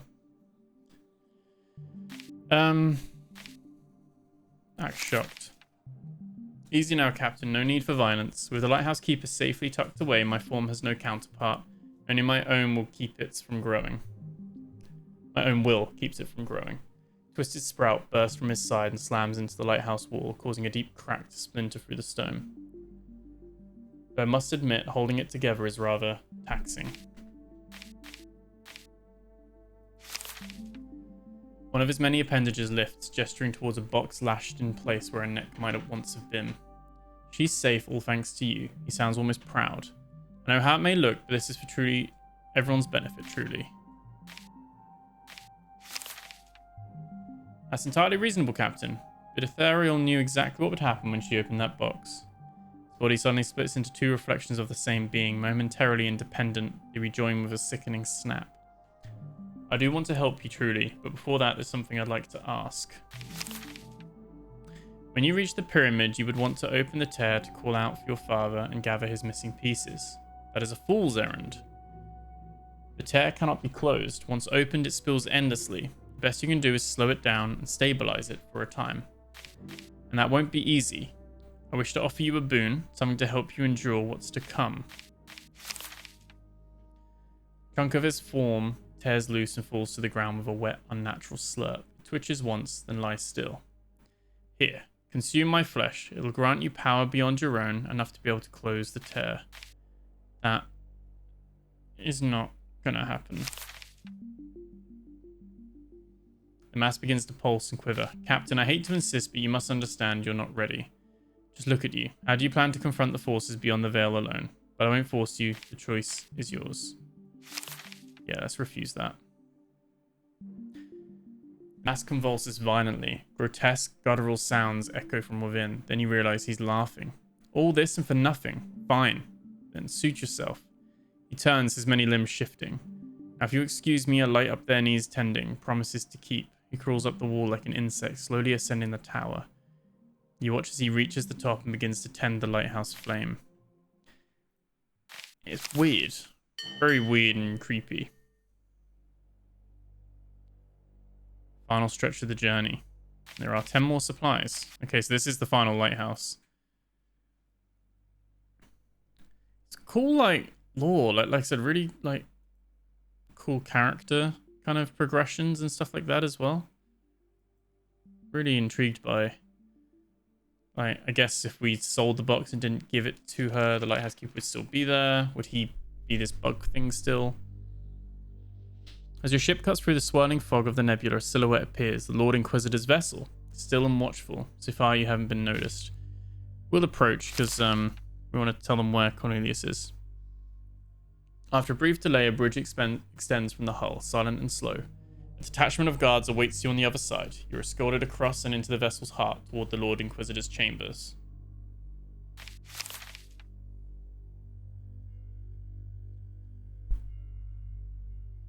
Captain, the Lord Inquisitor gives you a curt nod, acknowledging your presence with a cold restraint. I see you've made it this far. Tell me, did you fulfill my request? Is Cornelius dead? We will tell him the truth. He's locked in the prison. You've gone above and beyond, Captain. Good. It means you still recognize the line between right and wrong, between order and corruption. He turns to his drawer, built into the side of this desk, opens it and withdraws a thick, weathered tome. Cornelius Ravenscroft, Rituals of the Damned. This book was his. He failed to wield it wisely, but you might be able to. Amazing. So we've got the book. It's amazing. That'll be good. We got it back. Carry on with your mission. He turns away, stepping toward a vast panoramic window.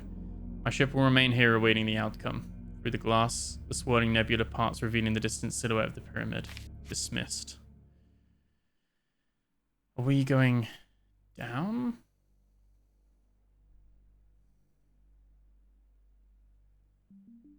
Or are we going... Maybe we're going up.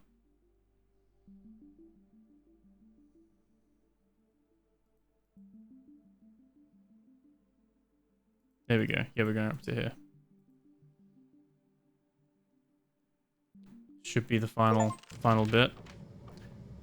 The pyramid. At last you've reached it. Hidden deep within the nebula, the pyramid looms, ancient, vast, and silent. Somewhere inside lies the tear, a two-way passage carved through the fabric of reality, a gateway to the other side of the veil. Step through and you may reclaim the scattered fragments of your father's soul, or you may choose a different path entirely. Okay, seems like we've got some gems to light up again.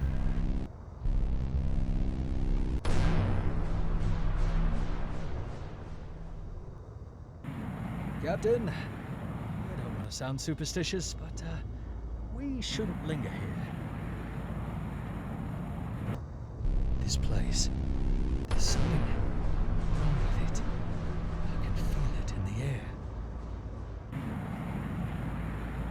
The darkness, it's thick, almost solid. We're barely drawing enough light to power the ship. For once, your first mate speaks of something meaningful.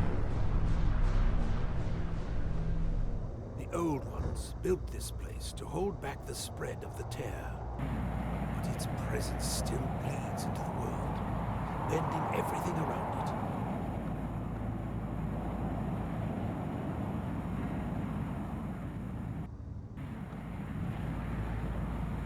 Yeah, looks like we just got those final two on either side of the door.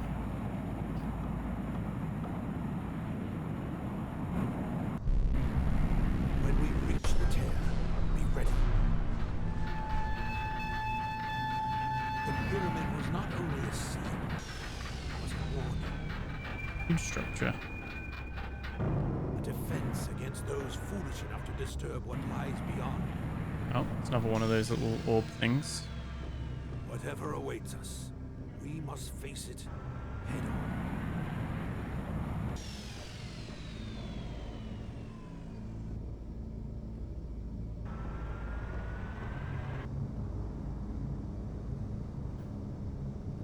We got quite a few enemies. Saving at least, so we got a little checkpoint. Not really many pillars to hide from.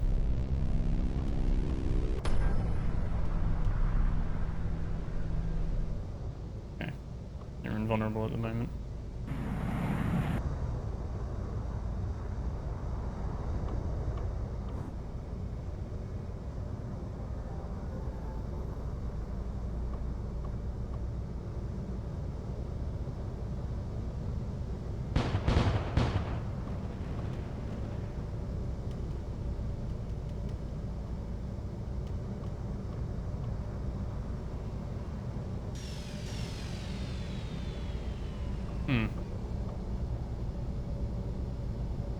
Looks like they're not attacking right now.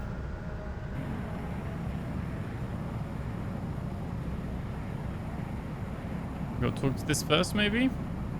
Depending on what we do. Reality tear. You approach the tear, suspended in the air. It pulses with a slow, unnatural rhythm, confined by remnants of some alien mechanism. Arcs of energy flicker across its surface, responding to your presence. As you step closer, your father's voice grows clearer and sharper. At last, child, you've reached the tear, the one great rupture, the source of the powers from beyond the veil. It must be manipulated, unbalanced. In its current state, passage would be far too dangerous. Is there another way? There is none. I spent countless days examining every possibility, every ritual, every passage. Unbalancing the tear is your only real chance to pass through. Don't worry, whatever happens after, we'll handle it.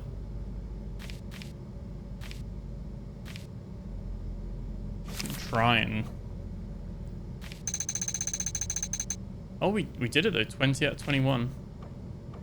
Success. You focus past his words. Something feels carefully measured.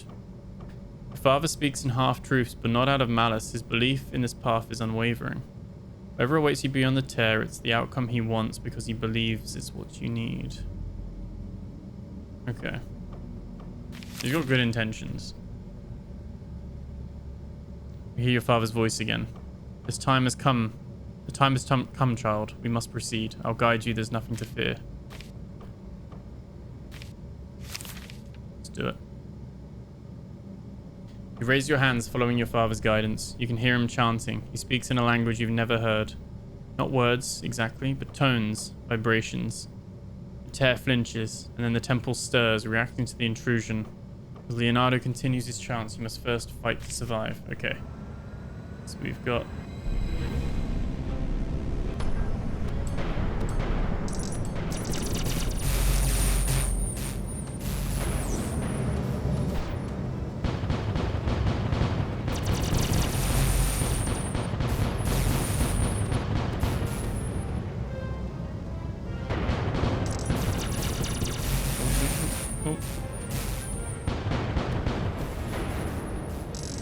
Here we go. Right.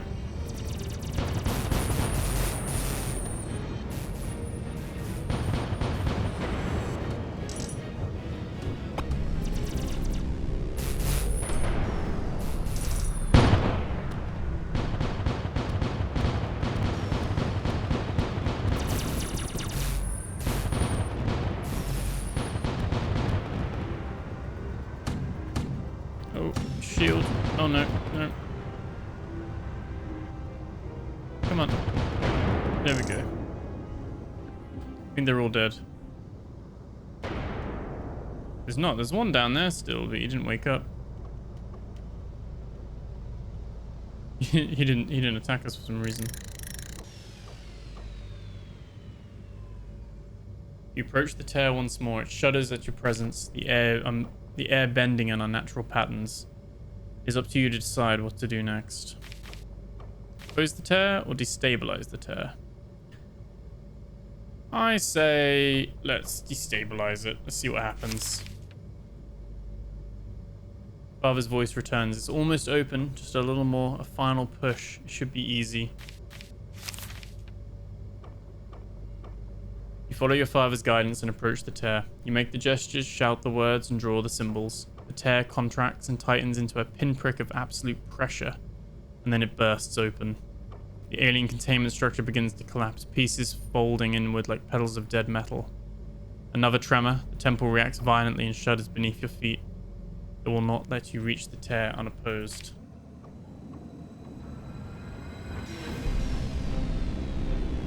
We got more enemies. Jeez. Okay.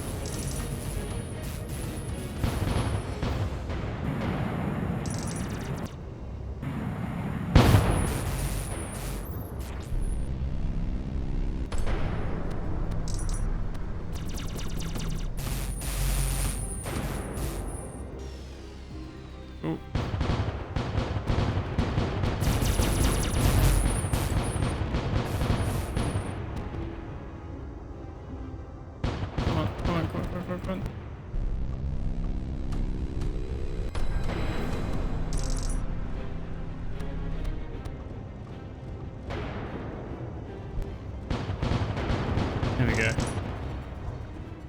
Final fight, is that done? Saving. Oh, another checkpoint. That's good at least. Is it destabilized yet? Unstable tear. You approach the tear one last time. It hovers in the air, violent, unstable, but open for you to pass. Your father's voice comes in, stronger than usual. This is it. The final step. The passage won't be easy. You will be judged. The outcome, well, it's no longer yours to control. It will be shaped by the weight of what you've done and what you've witnessed. You'll be carried forward by your mind. He pauses. Hopefully you've rested enough and haven't done anything too stupid. You pause. The tear roars before you, but you close your eyes, if only for a moment, to steady your thoughts. Suddenly an urge rises. The book, Cornelius's book. You feel it call to you. It offers promises of control and power over forces beyond the veil. You open the book, the glyphs shift instantly. Someone has changed the writings. The forge surges out, coiling through the air, a pulse, a pull, and then you're dragged forward. Your body lifts from the ground, drawn toward the tear. Your ship is gone and the tear closes behind you. Time passes, flashes of bright light and indescribable colors swirl around you, and total darkness. You're not sure how much time passes until you feel something. Try to move your hands, they respond slowly, but they're longer than you remember, heavier. They stretch across a great distance, scraping along the stone. You try to move your legs, one swings freely, there's nothing beneath it, no ground, no floor. The other is bound, pressed against something cold. Rough, cold and immovable. At last you open your eyes. Not good. It's dark, a slow flickering glow fills the chamber. You are suspended, fused into the wall behind you. Your arms, your tendrils stretch outward like roots. Your legs, what remains of them, curl downward, brittle and cracked. You try to scream, but your mouth no longer answers you. Your face twisted, your skin hardened, the last muscle twitches and then stays still. You are to remain here, alone, but not for long. Soon you will become part of something greater, a structure, a being. The last thing you see before your eyes grow solid, a vision of your ship sailing away to the entrance of the pyramid. And that was our ending.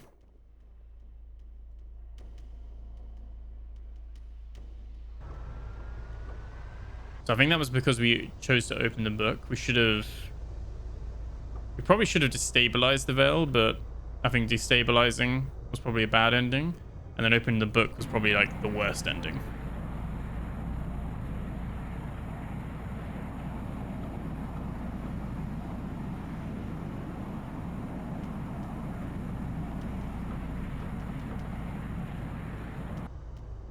Let's travel back.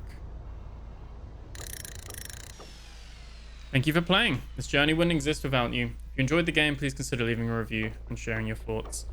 Currently working on controller support, Steam Deck support. Okay. And game design. Was it made by 3 people? Carlos Casals, Roman Gusha, and Janusz Kazakiewicz. Wow. And then music, 2D arts, and marketing. Andrew Mack was the voice of Sean O'Brien, and George Ledoux, the voice of Leonardo Salvatore. Cool.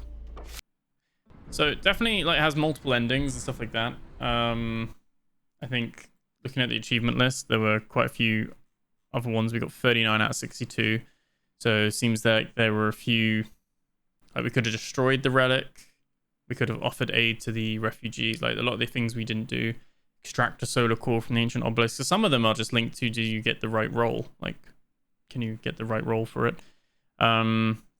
Releasing Cornelius as well. Crossing the threshold.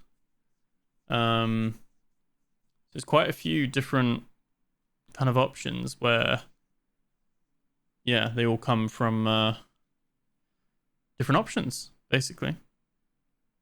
So, yeah. Interesting.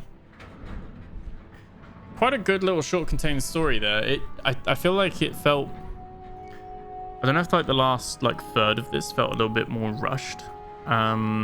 Maybe because of like, I don't know, development constraints, scope creep, whatever it might be. Like I said, I think for £8.50 full price, now that it's full price, because that's the reduced price that it's been moved down to, I mean, that's quite good.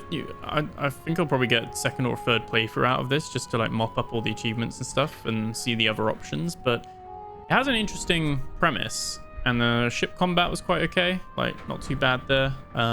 Definitely recommend just upgrading it ASAP. But yeah, interesting. I think for like I said, if you're watching this and the Steam Summer Sale's still going, I think it's like what, £1.70 was it? So yeah, 80% off. So really a bit more, even more value for money on that side of things, I'd say then. But yeah, you might have just watched this and thought, you know, that's enough for me, don't need to play it myself, and that's totally valid as well. I think I'm intrigued to see what they do next. They did say they're working on the next project already. They've taken on board like the reviews and criticisms, like in terms of the initial price of this and the length of it and everything. Because I think that was it. I think if this was a bit longer, this was 6, 7, 8 hours of a game, and there's more places to go and more things to do and more upgrades and things like that, I think people would have been happy with that initial price. But yeah, it's yeah, a bit more of a, almost like a prologue in a way, like a, just as it started to get going in a way with opening some thread points, it then quickly shuts down a lot of the threads. It's like, oh, okay, now we're gonna close it all up and give you an option of what to do at the end. So yeah, not too bad, and we'd probably recommend it on a sale, which it is currently now. So yeah, let me know what you guys think in the comments below. That was Void Sales. Remember to like, comment, subscribe. Thank you so much for hanging out. Really helps with the algorithm that you guys support the channel and all that kind of stuff. I really do appreciate it. And I'll catch you guys in the next video.